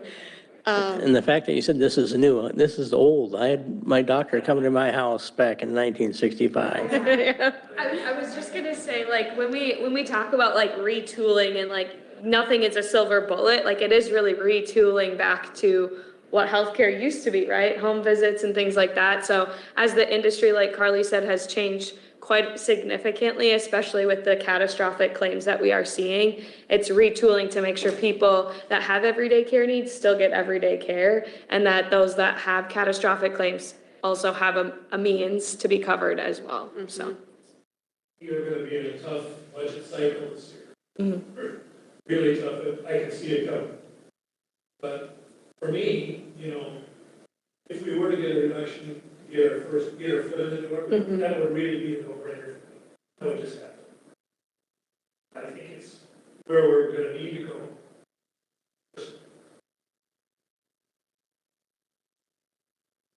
and we'll know that answer by the end of this month. So Well, like I said, we had this MCIT rebate coming in because our employees have done a good job on accident reduction and other things, being safe on the job. So, I mean, that money is coming back because of our employees have been doing a good safety job. And I think, it's fair to reinvest that back into them, to cover some of this cost.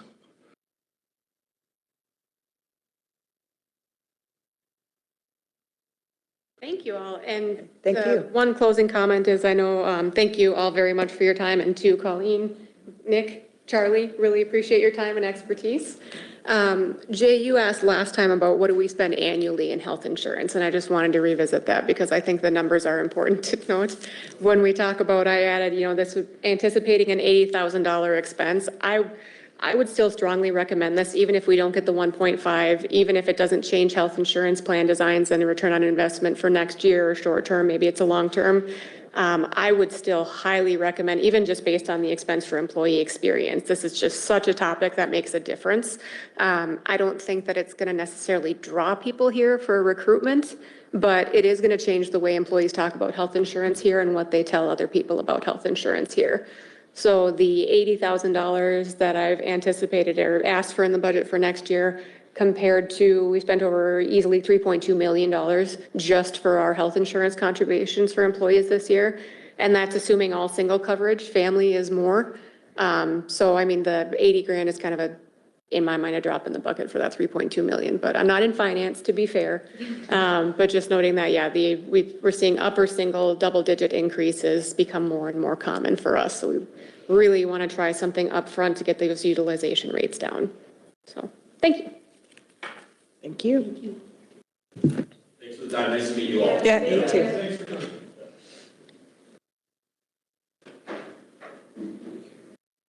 That's it? That's it. Okay. Steve Clay came in at 11:30. Yeah. Carly, I need to talk to you about something.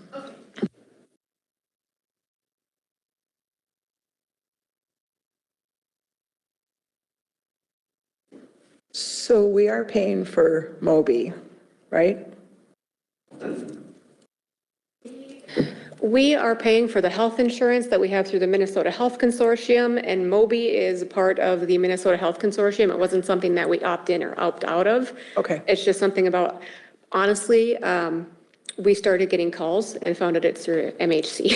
So. It's what? Through MHC, Minnesota Health Consortium. So yeah, not something that we opted in or opted out of. It's just part of what we get through health insurance that we don't pay separately for. Okay. So would our basic health insurance go down or, I mean? Without Moby? Yeah. Not that I'm aware of. I mean, really, when we reached out, they just said this is something that we offer through Minnesota Health Consortium. Okay. And just like that's why your employees are getting these calls. It's something they're trying to do to work with employees to help with these higher utilization rates too, to save their pool money, not even Mille Lacs County specific. Okay. Yeah. And then knowing that we did talk about with EBC, and we'll be revisiting that next year, I plan to do requests for proposals for both, brokers, see how things are going, I think very well with Gallagher, but we'll make sure to get the feedback there, but also doing a request for proposals for health insurance next year. Have you reached out to find out who the competition is for, they're going to this model, they can make money as well? Yes, so the research that I did was looking at our procurement policy to know what's required for RFPs, and the procurement policy does allow for an exception for if they're the only company that provides this benefit, or they're the only company that does what they does that we need basically. And so Kavira is the only in-home option like this that services our area. There is another company. Yes. Yep. There is another company, but they don't service our area. Yeah. But even when we, even when we got. Yeah, and I don't know if that would likely be associated then with which brokers or with which health insurance you have, but right now it's not even tied to our specific broker, it's service area driven. Oh, thank you.